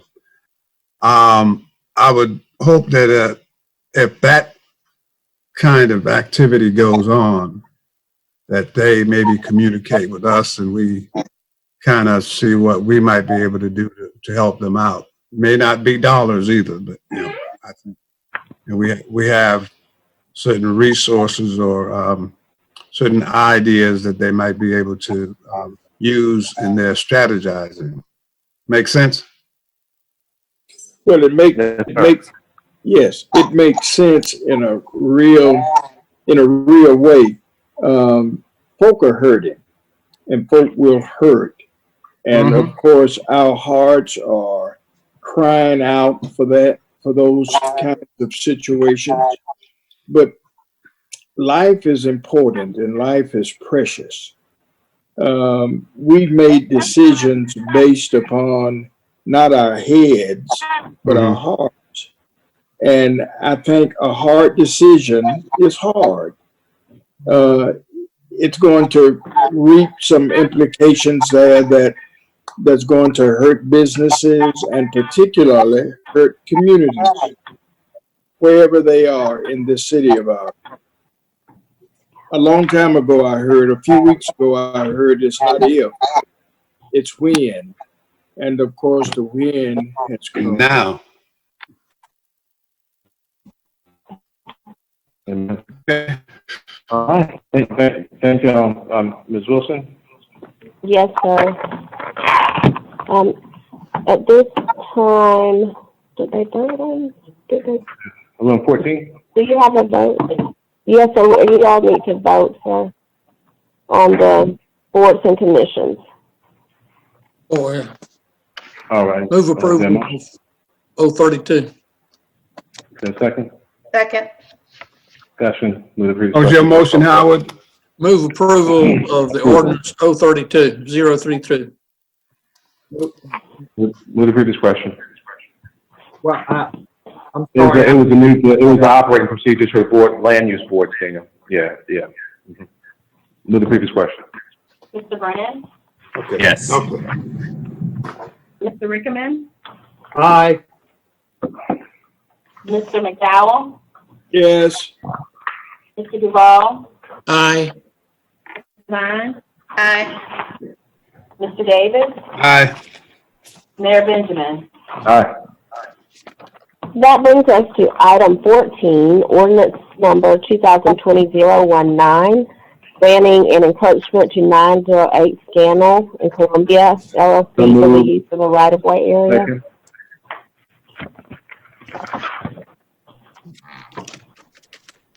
Is there a second? Second. All right, any discussion? Move the previous question, Clerk Colorado. Mr. Brennan? Hey, Will, you're mute. Question, we're on 14. This is 14. Yes, Yeah, sir. this is 14. Thank you. All right, Mr. Brennan? Yes. Okay. Mr. Rickman? Aye. Mr. Duval? Aye. Mr. McDowell? Yes. Mr. Fine? Aye. Mr. Davis? Aye. Mayor Benjamin? Aye. Item 15 is held. Yes, sir. So we're number 16. Yes, sir. Ordinance number 2020-025, consenting to the inclusion of property in a multi-county industrial business park at 604 Hugh G. LLC in Richland County. Move approval. Is there a second? Second. Discussion. Move the previous question. Clerk call the roll. Mr. Brennan? No. Mr. Rickman? No. Mr. McDowell? No. Hold one second. No, I'm actually looking at a note here from Danny Rothschild. This process of compiling comments beforehand. Almost all the comments are about the eviction ordinance, with 2 of them about item 15, and then 1 on item 16. Saying he's available to discuss this one with us. It's obviously there needs to be some more discussion around this one. If y'all grant me leave, I want to make sure let's pick this one back up later, or unless we have a chance to bring Mr. Rothschild on the line. Mr. Mayor. I know how. But what I'm trying to do is, obviously, if there are concerns with this, I have not heard. This is a unique format within which our citizens don't have the opportunity to participate interactively. I'll read the comments he submitted beforehand if it helps edify the position. My name is Dan Rothschild. I'll be watching it remotely, and I am available by phone if there are any questions. Mixed use project before you is simply an improved version of the project you previously approved. We appreciate the opportunity to work with the city. I know that we're dealing in challenging times. I know that we obviously have some concerns with the project. I want to make sure we give him a fair shot to advance his position. That's my concern. What's that, Daniel? I've got checks mixed up because for some reason my notebook is messed up. So I need to get some clarification. So 14 that we voted on is with UG Street project.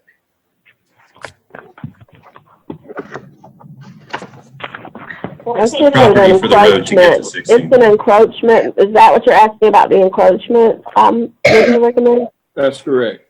14 was an encroachment, 15 we held. Is 16, is that PNC? Yeah. I got the project mixed up. So anyway, I was supportive of 604 because it's a market project and market, but I had them in my notebook stacked up wrong. So anyway, 604 is number 16. Yeah, it's and I'll be frank, y'all. In addition, I'm sorry, Mr. McDowell. Yeah, I'd personally like to have some more conversation relative to that. Okay. All right. So, and Howard, so can we retake the roll here on this item? On this item, let's start the roll again. Bring it back. Yeah. Bring them all back. Approval 16. Okay. Move approval 16. I don't know who made the motion second. It was made by you, Mayor, and seconded by Mr. Davis. All right. We'll move the previous question. What's the question before? I thought we were halfway through a vote. Yeah, and I want to see who's going to win. At least if we're not going to see it happen, I'm going to make sure that PMC and Mr. Rothschild have a chance to advance their position in a way. I'm not sure if we can bridge them in or what have you. And I'll just be really frank, y'all. We are looking at going into I think we lost Mr. McDowell, y'all. I'm not sure what happened there. I just mixed up. Let's get Ed back on the line, if we can.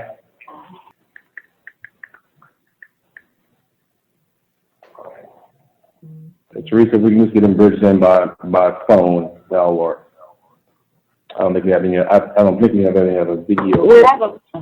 Erica's working with them right now. I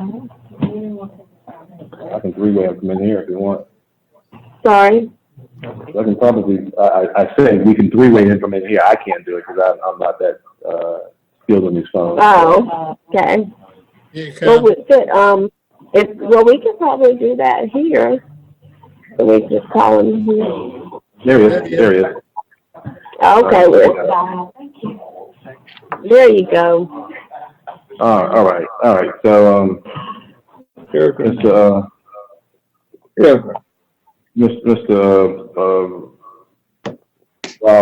There's a point of order. Daniel, you made comment about item 16. I did, and procedurally, I'm gonna be honest. I support the PNC because of the rate. I saw it backwards here with my notebook on the agenda because I'm supportive of the Washington Assembly, the student housing. I can't do that, but I am supportive of the other. Don't know how to unwind because I voted no for it. Thought I was voting for the student housing. Oh, you can change your vote. You can change your vote on 16. We're still voting right now, not we? On 16. 15 will take back up at some other point. That's been deferred. Well, in that case, Madam Clerk, I want to vote yes for item 16. Okay. Mr. Mayor. Yes, sir, Mr. McDowell. Yeah, I voted no primarily because I just needed more information. I understand, sir. All right. So, Mr. Brennan votes no, Mr. McDowell votes no, Mr. Rickman votes yes. Madam Clerk? Mr. Duval, Yes. Mr. Vine, Yes. Mr. Davis, Yes. Mayor Benjamin. Yes. Thank you. And Mr. Mayor, and I'll say because of everything that was happening this week, just to Councilman McDowell's point, the developers did contact me and provided some information. I did indicate I wanted some more information, but with everything going on this week, as you can imagine, it's been understandably hard for them to get with me, but they have tried. So I am voting yes. Certainly, if I don't get the information I need between first vote and second, then that might change, but I don't anticipate that. So Ed, you have some time to get some additional information before second reading. Thank you. We'll make sure that. I want to say something about this. I've kind of come full circle on the project, but I think, as most of you know, I really didn't think that this was the most appropriate project for that location, also given the history of that location and where and the outcome in general did not happen. So I want everybody to keep that in mind. I thought we could do a better job than this. And as you know, the history of that location and the building and all that, I think the heritage of this project that was there and the history of it is gone.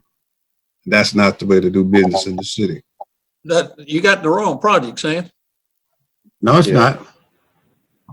We did not take up number 15, which is the project about your heritage. Okay.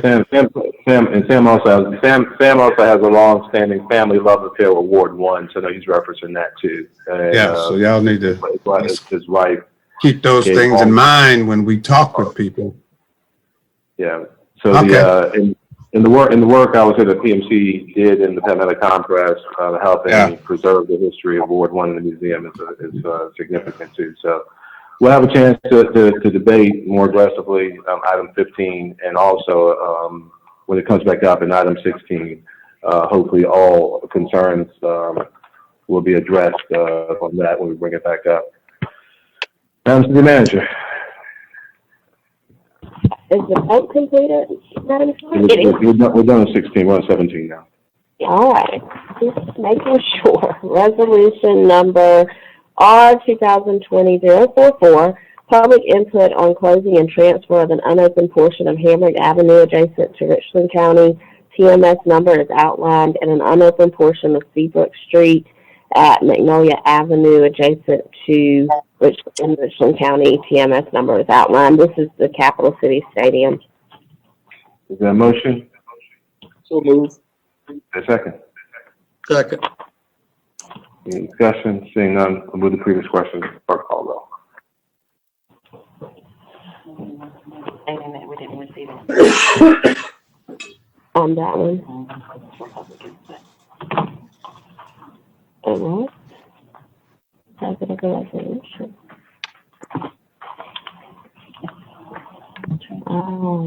There was no public input either, Mayor Benjamin. Received regarding that item. We're gonna vote on it. Regarding this item? Yes, ma'am. None at all. And none since the meeting started? None since we started, no, sir. Okay. All right. So we're good there for a vote? Yes, sir. I'll move the previous question. Call roll. Mr. Brennan? Yes. Mr. Rickman? Aye. Mr. McDowell? Yes. Mr. Duval? Aye. Mr. Vine? Aye. Mr. Davis? Aye. Mayor Benjamin? Aye. As we referenced earlier, the Chief Justice's action today negates the need for item 18. The public comments that were received prior to the meeting all had to do with item 18. We had 2 comments in opposition to item 15 that has been held, and one, as I mentioned earlier, Mr. Rothschild's comment in support of his own project, item 16. Those are the only public comments that we had. I wanted to make sure, and the clerk has them. We'll insert those into the record for posterity. All right. No other public comments, Madam City Manager? No, sir, not that we have received. Okay. All right. So, Mr. Duval, showtime. Mr. Mayor, I make a motion, we go into executive session for receipt of legal advice related to matters covered by attorney-client privilege pursuant to SC Code 30-4-78-2, coronavirus, discussion of employment of an employee pursuant to 78-1, Chief Administrative Judge, City Manager, and City Attorney evaluations, discussion of negotiations incident to propose contractual arrangements pursuant to 30-4-78-2, Convention Center, Whitewater / Finley Park. Letter of credit was stricken. Yes, sir. Okay. We as we go into executive session, let's see if we can track down a hard copy of the governor's executive order. I'm not sure if it's on the website yet or not. Let's see if there's anything we need to consider before we adjourn our business for the day. We'll move the previous question, clerk call roll. I'm sorry. Second, move the previous question. Move the previous question, clerk call roll. Thank you, sir. Mr. Brennan? Yes. Mr. Rickman? Yes.